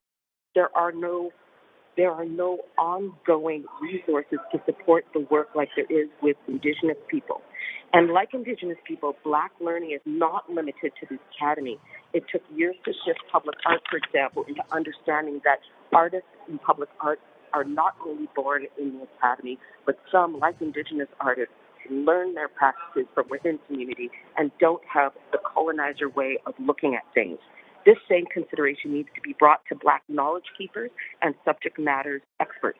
6 months is not enough time to resource any one staff member to do this work. I hope Council votes in favor of this draft report. My experience at the city tells me that this report in some ways means absolutely nothing, because I've seen draft reports come, go, disappear, get changed substantially. And I hope that in voting in favor for this report, that you will direct staff to resource it year over year, long-term funding appropriately, and that you will encumber the future incoming council to do the same. Thank you so much. You are at your time. I just want to thank you so much for calling in today, and we don't have any questions for you, so I will move to the next speaker. But thank you again for sharing your experiences and thoughts. Council, we are on to speaker number 10. Again, we're slated to stop at noon. We have OIU.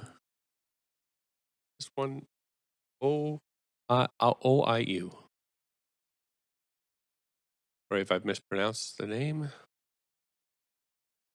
Speaker number 10. Don't see anybody on the line or in the chambers.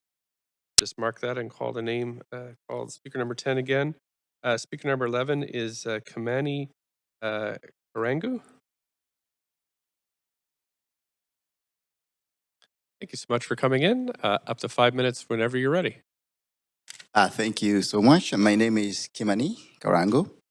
I am the president of the Kenyan community in British Columbia and the immediate former president of the Graduate Student Society of UBC. I'm a graduate student and a black male, for that matter. So I'm here, and I would also want to reiterate and say that we are also gathered here on the ancillary territory of the Musqueam people. And of course, I'm inspired by the young speakers, 10 and 14, that are here today. I believe all of us can articulate and see what's right and what is wrong in that. Inspiration. 14 years and 10 years are elsewhere, not in such chambers trying to request for what should be right for them. Black and African diaspora people have taken part in the growth and development of this wonderful city. Unfortunately, they have to fight every single day for their rightful social and economic spaces, needs, and places sometimes. I think this is the right time to fully recognize and acknowledge, but above all, to act in the right way.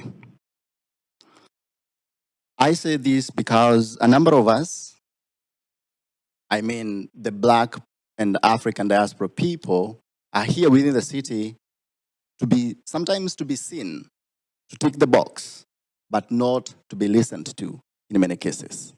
And that points to the first statement that I made about the young speakers who are in these chambers today. I have seen our participation being sought after. Particularly, it's very important to note, is always sought after during electioneering periods when people need votes to get to offices. After that, that sought after dies, an organic death. It shouldn't happen.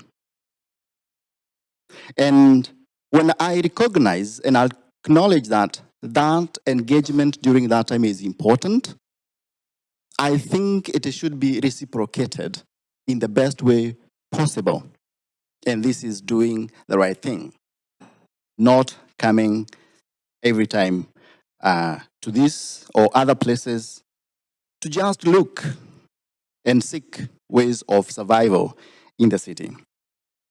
I therefore call this council to fully adopt and act upon the recommendations presented today in the interim report, and also to commit to future engagements that are going to be addressing Black racism and discrimination.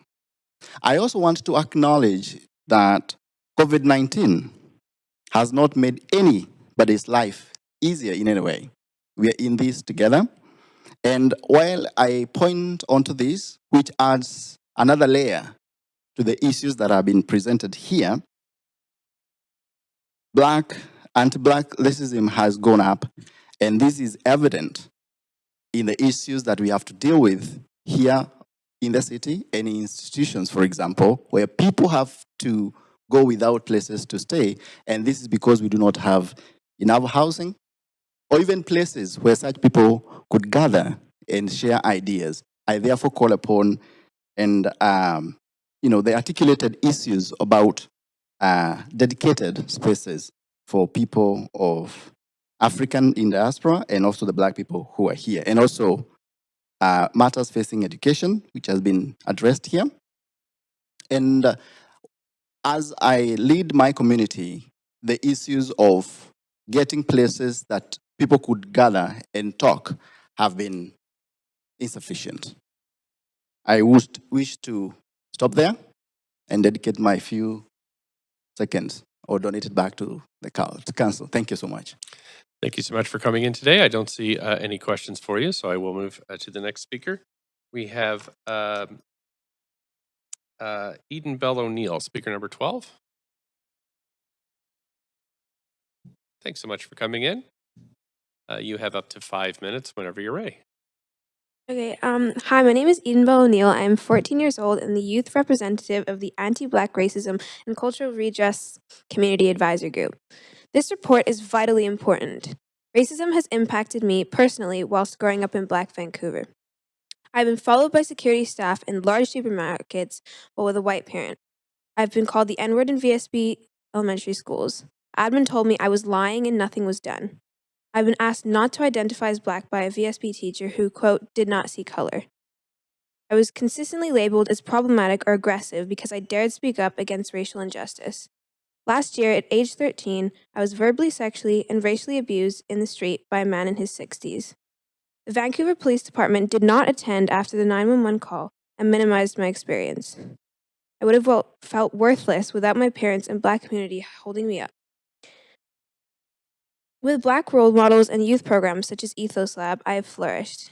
I'm a grade A student who intends to become a forensics attorney. When I'm knocked down, I get up. I get up again. Like Maya Angelou wrote, still I rise. But I shouldn't have to be this resilient at such a young age. I do not want Black youth coming up behind me to experience what I did. In fact, this city needs to feel safe and nurturing for Black youth. We need to completely overhaul anti-Black systems within the VSB and VPD. We need funding for programs. To quote Antonia Ogundele from Ethos Lab, Black youth need to feel respected, reflected, and protected. As a young Black teen, I ask you to please act upon and make changes advised in the report so that Black youth can grow and thrive in this beautiful city. Thanks so much for coming in. You do have a question from Councillor Fry. Hi, Edenbell, and thank you for your strength and coming to speak to us and share your truths and stuff. And I appreciate that you get knocked down, you get back up again, and you're awesome. I'm wondering, and I really appreciate you brought up Antonia and Ethos Lab, and I'm wondering if you could tell us all a little bit about what Ethos Lab is doing and how we could maybe even support Ethos Lab more in the kind of work that it's doing in the community. Yeah, well, Ethos Lab is a STEM academy for youth, well, racialized youth in particular. It is a space where people can just go, and it's not like a lot of programs are 3 weeks or 4 weeks, but that program is something that is always there. So I think something that you guys can do is just funding and just knowing about it. Yeah, okay, no, that's great. It's been a helpful outlet for you, though. Yes, definitely. Right on. Okay. Thanks, Edenbell. Thank you so much for coming in. That's it for questions. And again, thanks for sharing your story, but I'm very, very sorry for what you've experienced, and we'll all have to try to make it better. Thank you. We have Valerie D. Walker next, number 13.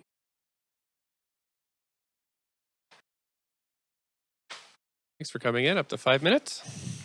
Okay. Thank you, Mayor Stewart and Council, and I especially want to thank the staff that's been supporting this committee. I've been a member of the committee. It's been amazingly difficult and rewarding work, and I just want to show you all the proclamation. Yeah. This was the very first proclamation that the city did. It became part of my ongoing artwork. Can I hold it with you? Thank you. I'm an artist, educator, and curator. I teach at Emily Carr University, and I'm honored to be an invited Indigo Griot. Chief Marilyn Gabriel invited me to come here to the unceded lands of the Squamish, Tsleil-Waututh, and Musqueam to bring art, education, and higher liberation to the people here, and that's part of what I'm here to do. I think it's really important to create art spaces. I help out at Ethos Lab a great deal. There need to be more spaces like that. We need to feel comfortable and safe. And going forward with this anti-racist committee's proposals is the beginning and hopefully a really great step in that. We all think of what else we can do, what more we can do. Sometimes all we can do is take the first step together. And this has been a really long first step. And I really want to see the other foot come down and keep us all going forward. Thank you. Thank you so much for your time and sharing the large-scale version of the proclamation. Large one. Thank you so much. There are no questions for you. Okay, so the next speaker is speaker number 14. Lorado Shun. I do note that today my comments are in my personal capacity and not on behalf of the Reese Committee. And I'm calling today in support of the report before Council. I'm a proud Lesotho woman raised in the Bataung clan, Bahamulizane from Lesotho in Southern Africa. I live as an uninvited guest on the unceded territory of the Musqueam people, and I recognize and acknowledge my positionality and privilege as an uninvited guest on this territory, trying to understand what it means to embark on the work of addressing anti-Black racism, anti-Indigenous racism, and decolonization while on stolen lands. And I stand in solidarity with Indigenous colleagues and friends. I chose the city that is now known as Vancouver as my home over 14 years ago, and yet I still feel like an outsider, completely othered while trying to live my life in my own skin. Attending school in South Africa during apartheid as an international Black student was my first violent encounter with systemic institutionalized racism, and the first time society told me that my Blackness was my identity. It has taken time and work to reject the notion that the color of my skin is my only identity, that my worth in society is somehow tied to what I look like and not based on my skills, my experience, and what I have to offer society. I'm here to say that people, and for people who look like me, these encounters with systemic institutionalized racism are not reserved for places far away like South Africa, but exist right here in our city. I moved into the neighborhood of Dunbar in January 2021, and I do appreciate the privilege that I have to be able to live on the Vancouver West Side and raise my children there. I recently moved out of that neighborhood this past month to campus at UBC. And a big reason for moving is because of the sheer exhaustion of trying to shield my two young boys from the stares, sometimes glares, and outright microaggressions. The fascination with us as a curiosity or a novelty in the neighborhood as we try to just go about our daily lives. I would often joke when describing this to friends that it surprised me that folks didn't get whiplash at how rapidly their heads would turn to get one more stare in. My oldest son would often ask me, "Mom, what are we doing wrong?" This is the insidious nature of anti-Black racism, microaggression, and surveillance in Vancouver. It's like death by 1,000 paper cuts. It cuts and it cuts and it cuts until one day you wake up with a big gaping wound of hurt. I'd like to hold up my hands to the staff and advisors for the tireless work in bringing this report forward. I would like to also acknowledge all the work by Black activists and Black scholars who've long been trying to move this work. The acknowledgement of anti-Black racism in the city, to finally see movement in support of Black and African diaspora peoples in Vancouver, after global racial reckoning where we find ourselves in the wake of Black Lives Matter, the over-policing and violence of Black bodies in Canada, in the US, and yes, even in the city, because it's felt that Blackness and anti-Black racism is always lost on the agenda. My comments today are to plead with the City Council to move beyond acknowledgement and recognition, but to action and to resource this work with enabling infrastructure and resources to mobilize the plan, and to engage meaningfully with various Black and African diaspora communities across the city.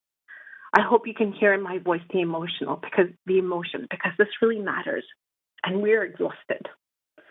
This includes not just financial resources, but human resources, quantity and quality of time, dedicated time for staff to work on mobilizing the plan, and enough staff with lived experience to work on the plan. Additionally, accountability to mobilize the plan is rooted in true partnership with the Black and African diaspora communities, thinking especially of the recommendation to partner with communities and Black scholars in academic institutions. There is a national recognition in universities that anti-Black racism needs to be addressed within the academy, and the Scarborough National Charter on Anti-Black Racism and Black Inclusion in Canadian Higher Education is not only to address anti-Black racism, but to promote Black flourishing, and it calls on us to do more, to co-create a future where we move towards Black flourishing. Both UBC and SFU are signatories to this charter.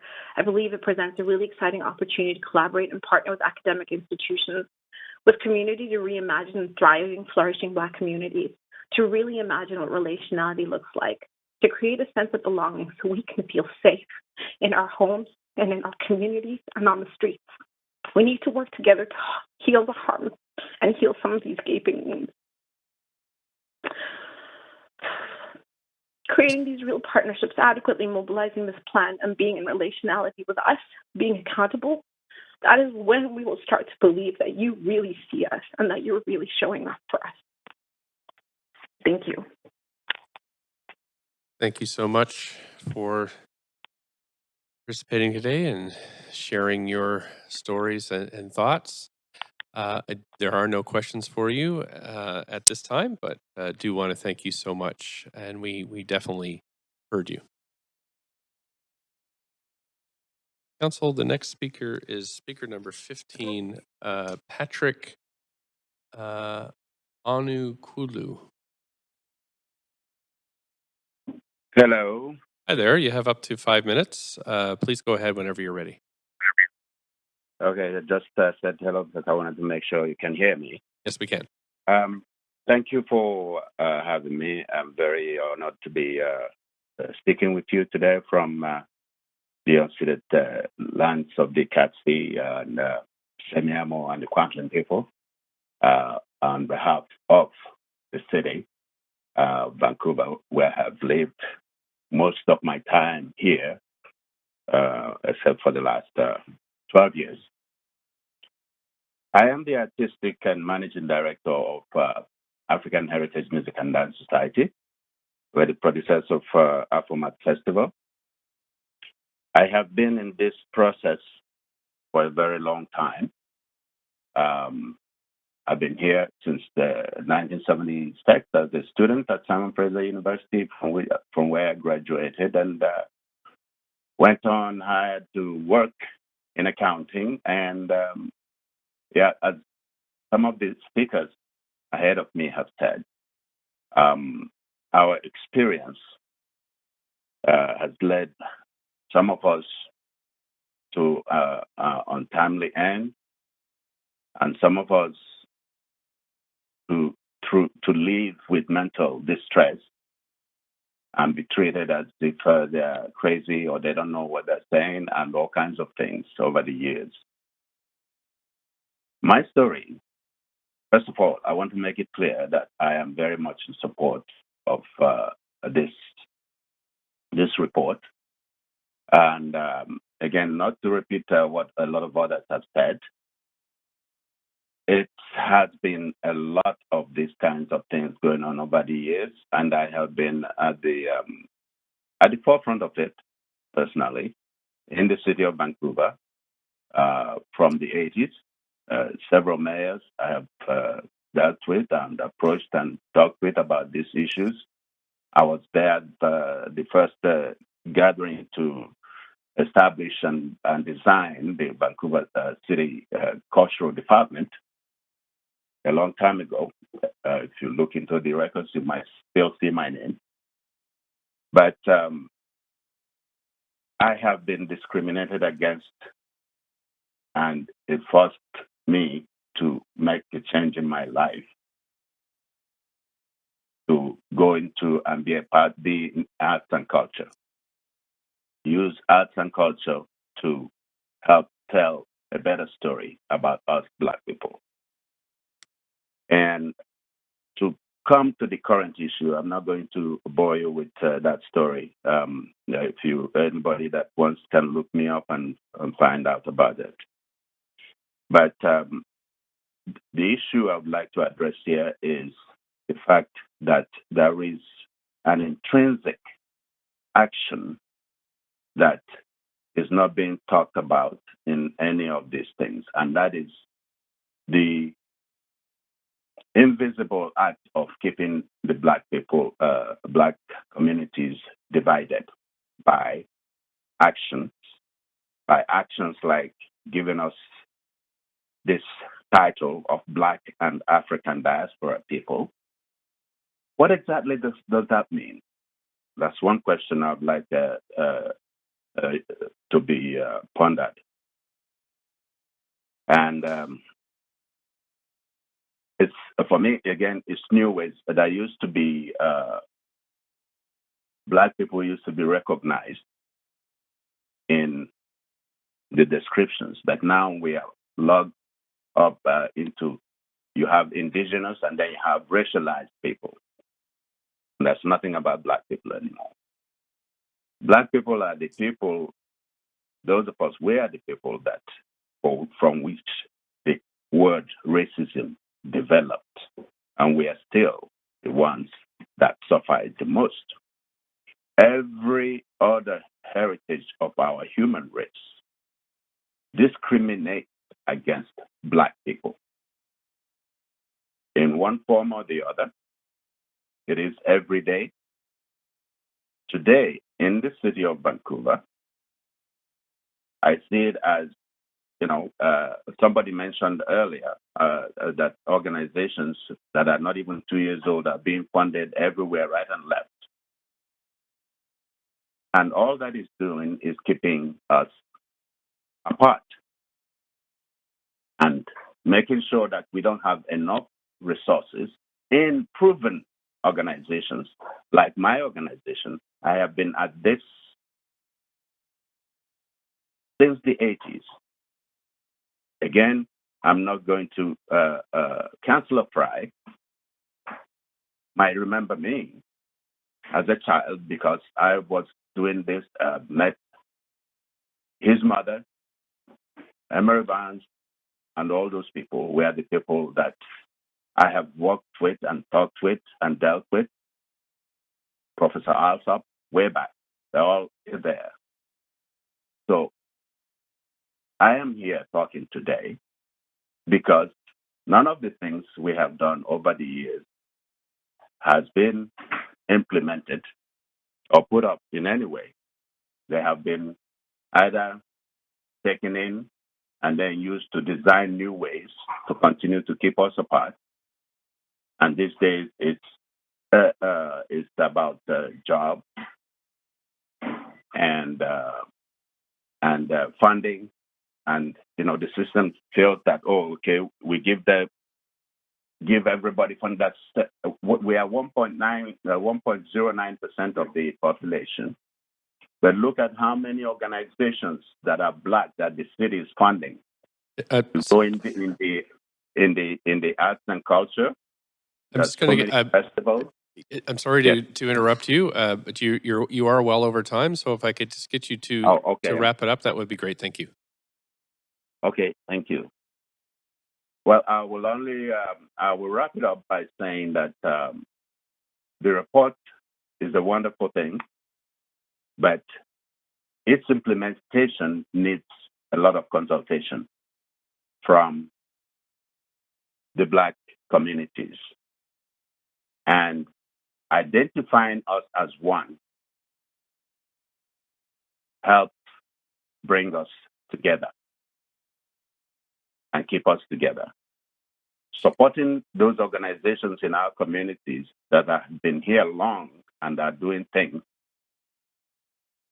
and helping them make what they're doing or their ideas better will go a very long way into actually making this work a reality. And I thank you for having me.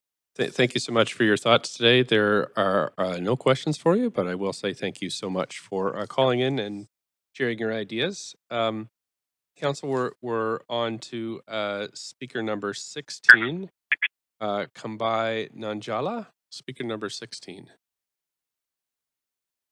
Not in chambers and clerk's not on the line. The speaker is not on the line. Okay, speaker 17 has withdrawn. We have speaker number 18, Markeel Simpson. Speaker number 18, Markeel Simpson. Don't think so. Again, the speaker is not on the line. Okay, thanks. Clerks, that is the end of our speakers list. I will go back through, though, and call speaker number 7, Benjamin Hagwood. Benjamin Hagwood. Not on the line. Thank you. I have Wiu. OIU. No. Again. Speaker number 16, Kambai Nanjala. Or speaker number 18, Markeel Simpson. Hey, I don't think we have anybody in the chambers or that is it for our registered speakers. I'm sorry.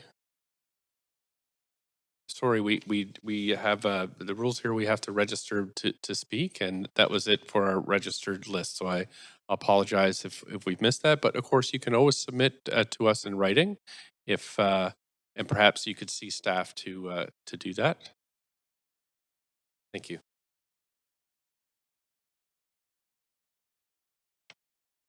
Okay, Council, that's the end of our speakers list. So would somebody like to move the motion for this report? Councillor Boyle, Councillor Kirby-Young. I'm sorry, I saw hand. I'm sorry, I just went by hands. That's the first person that people I saw.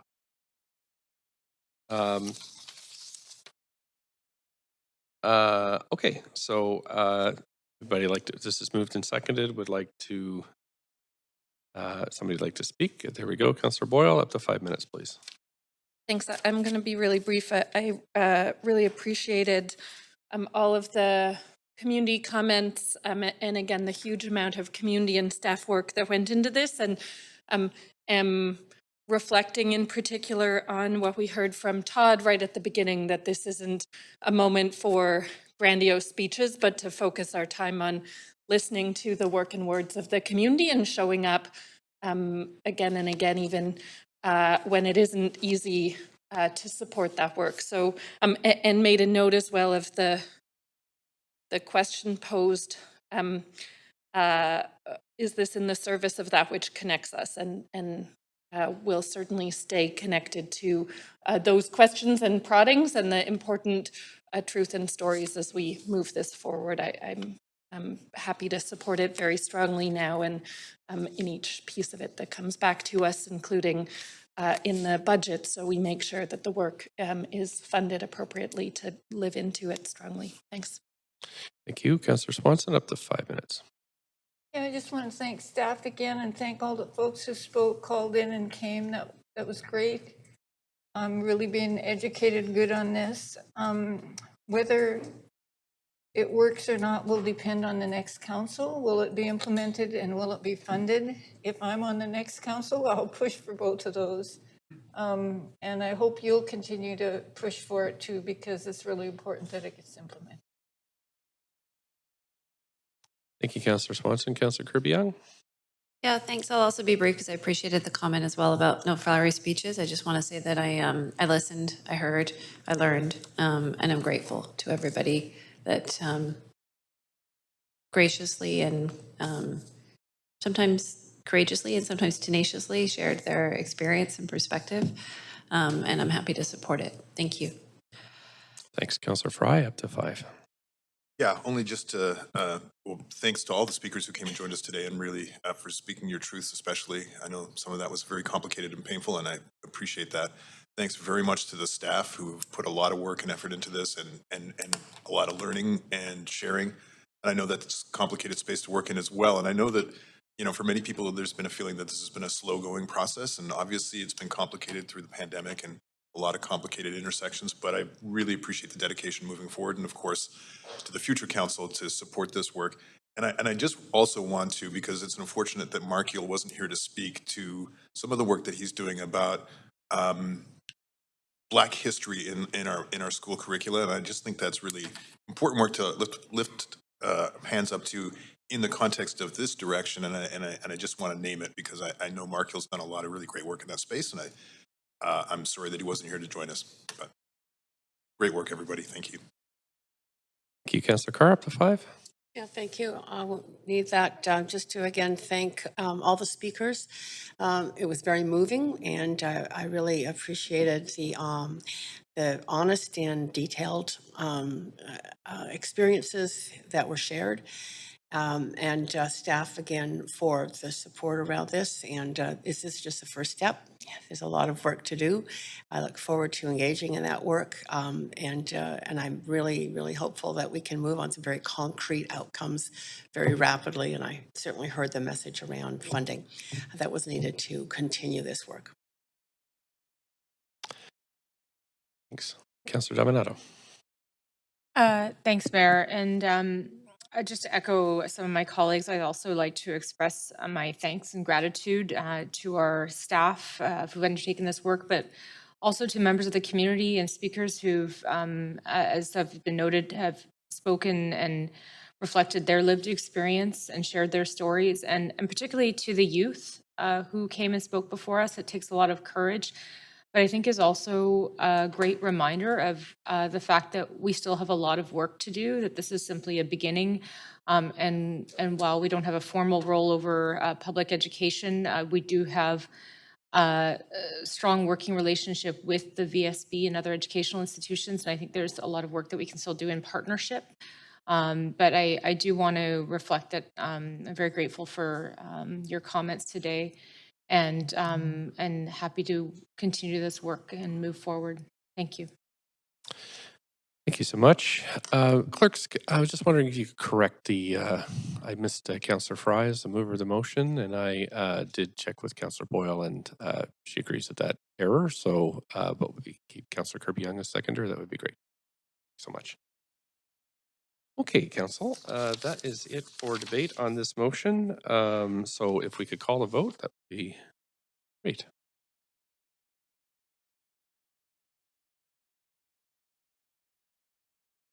Mayor, this is Councillor Bly. If I can get a vote assist in favor, please. Thank you, Councillor Bly. Councillor Hardwick is...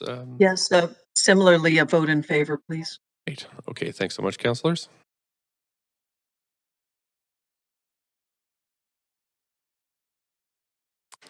Okay, Council, thanks so much. That passes unanimously. Thank you for your time today, and to staff and all that participated. Thank you so much.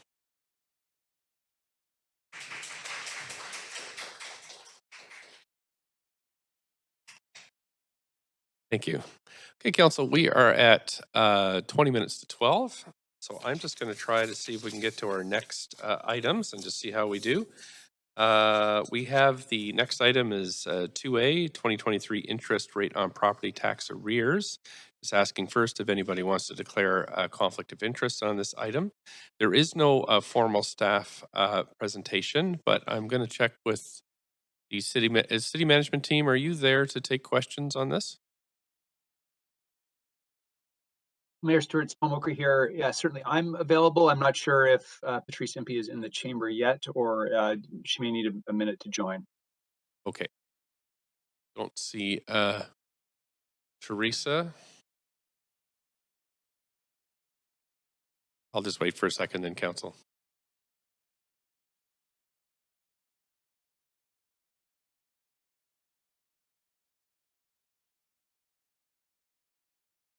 Teresa.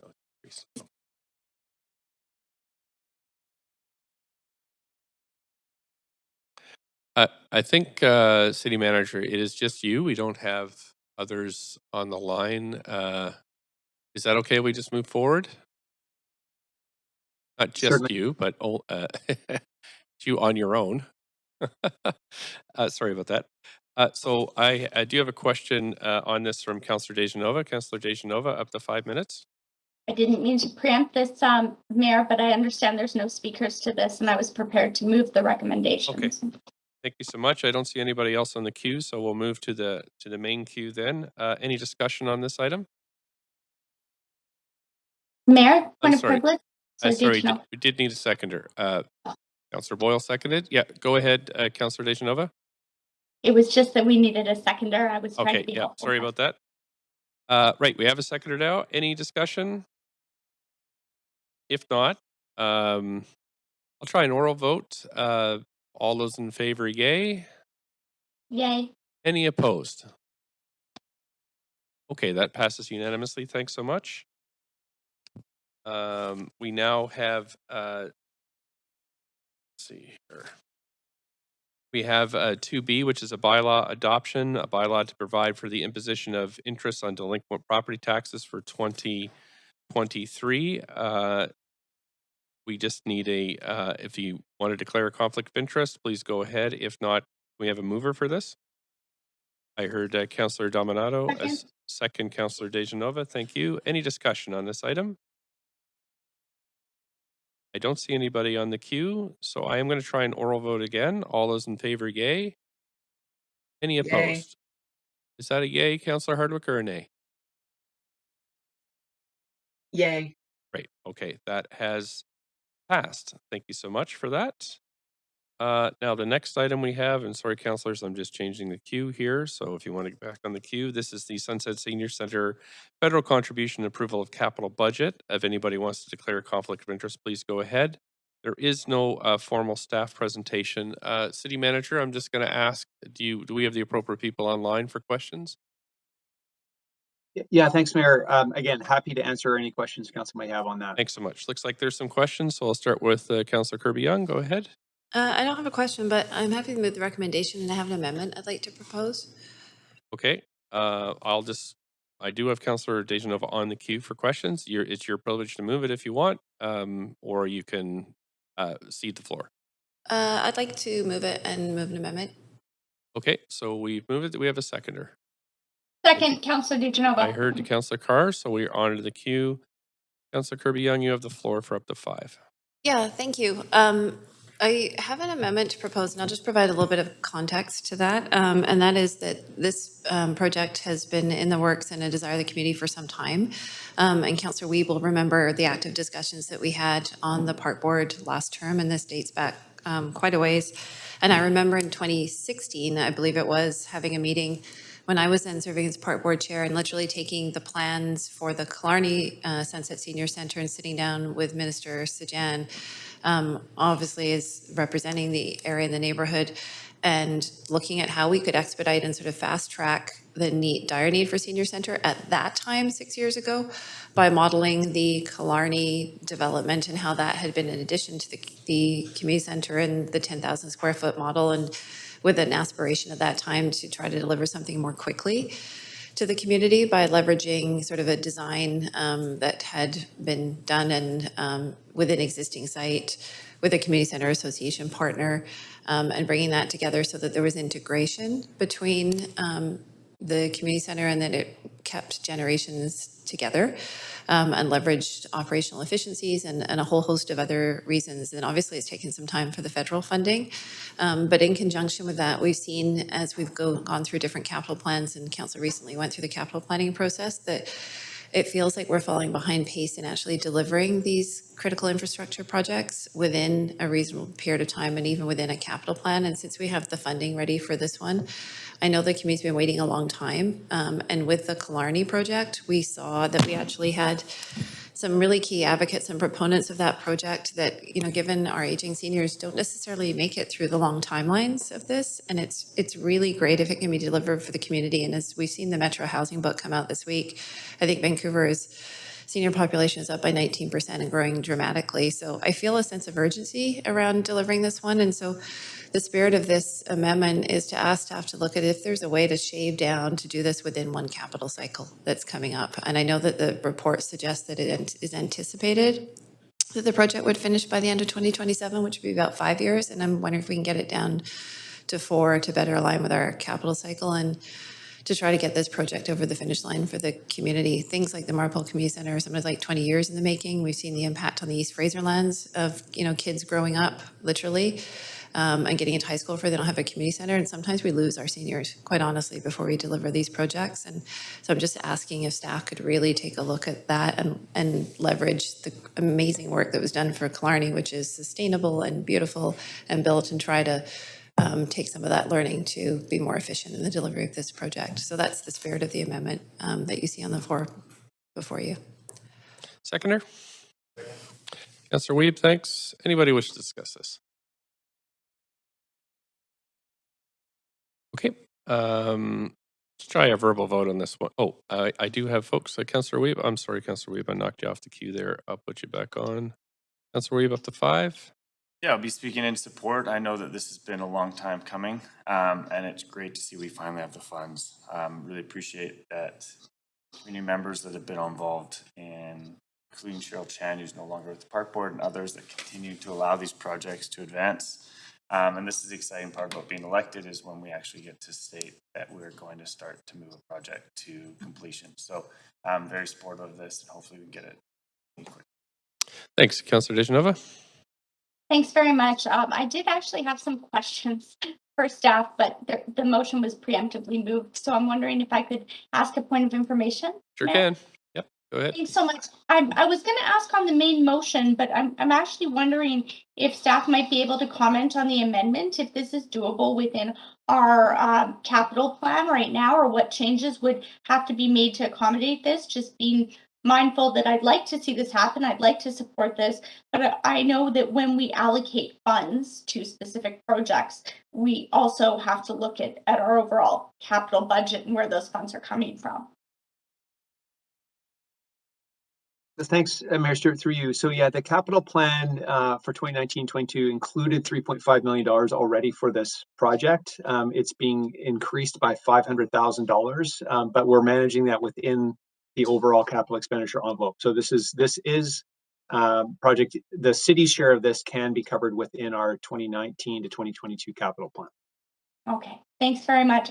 I also just wanted to make some brief comments on this, that I think that we need more senior centers in the city of Vancouver. And I think that that became very clear before the pandemic, but is even more vital to making sure that when, being a former liaison to the Seniors Advisory Committee and understanding that these centers don't only provide a lifeline for people to access resources and services, but also break down barriers when we talk about loneliness, when we talk about social connection, community, and also making sure that people have culturally appropriate spaces in our city. And I know that Sunset Community Center has been a place for the community. That being said, we need to make sure that we are taking care of our aging population. So I do support this, and I do appreciate the amendment.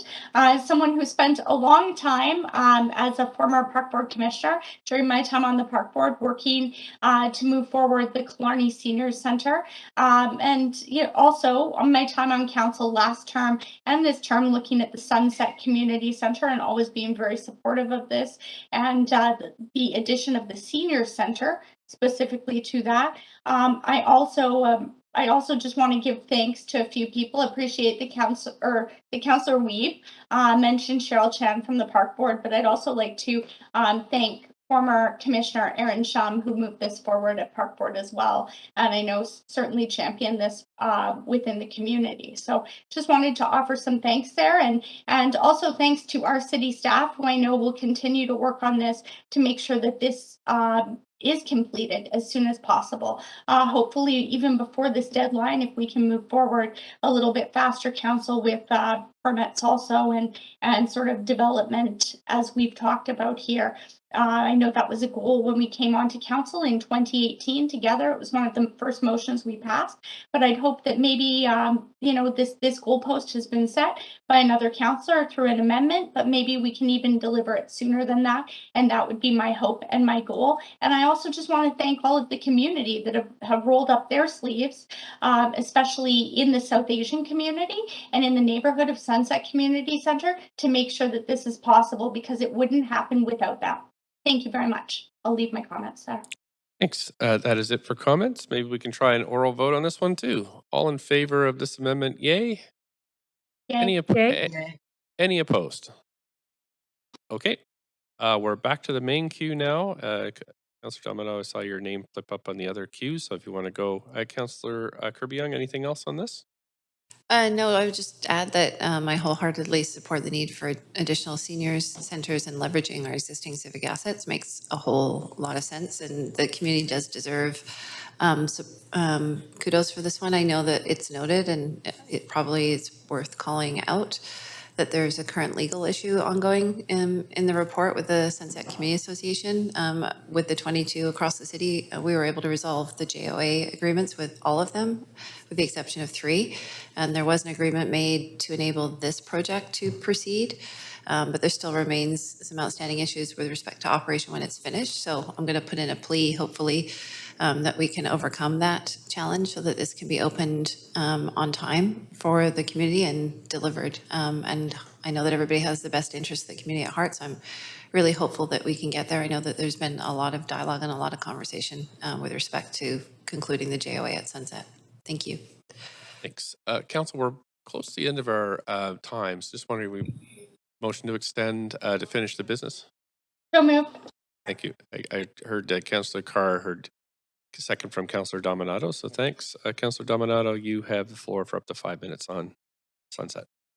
Yeah, thanks, Mayor. Simply, I want to reflect my comments in support of this report and to express gratitude to the federal government for making a significant contribution towards the Sunset Senior Centre. As was noted by Councillor Weeb, this has been a long time coming, and Councillor Kirby-Young both were involved with the park board. And I think we need to recognize as a city how important this community infrastructure is, particularly with an aging population. When we were at UBCM last week, one of the very well-attended sessions was around support for seniors and communities. It was very well attended by municipalities from across the province. Many questions about how we support an aging population. And I think also recognizing that particularly as we age, social isolation comes into play. And so this will provide a venue and a space to support that social engagement as well as other programming. Because I just want to acknowledge how important that is going forward for our municipality. And again, thank you to our staff for making the application and pushing this and driving it forward, but also to the federal government for its support. Thank you. Thanks. That's it for comments. So let's try another roll vote. All in favor, yay. Any opposed? Yeah. Any opposed? Don't hear any opposed. That has passed. Thank you so much, everybody. We're on to item 4. This is changes to the 2022 council meeting schedule. Okay. I'm just going to clear the queue here. So I heard Councillor Dejanova move this. Is that still your intention? That was my intention. Okay, great. I think I heard it. Not being on the queue. Okay, thanks. And I heard Councillor Weeb second it. So any discussion? Don't see any. So let's call the vote then. All in favor, yay. Yay. Any opposed? Thank you. Move for adjournment. Councillor Hardwick. Motion to adjourn. Thank you. Seconder. Councillor Dejanova, thank you. All in favor, yay. Yay. Any opposed? That's great. We're adjourned. Thanks so much, everybody. Thanks to the clerks for getting this all rolling in September. And we'll see you back out there.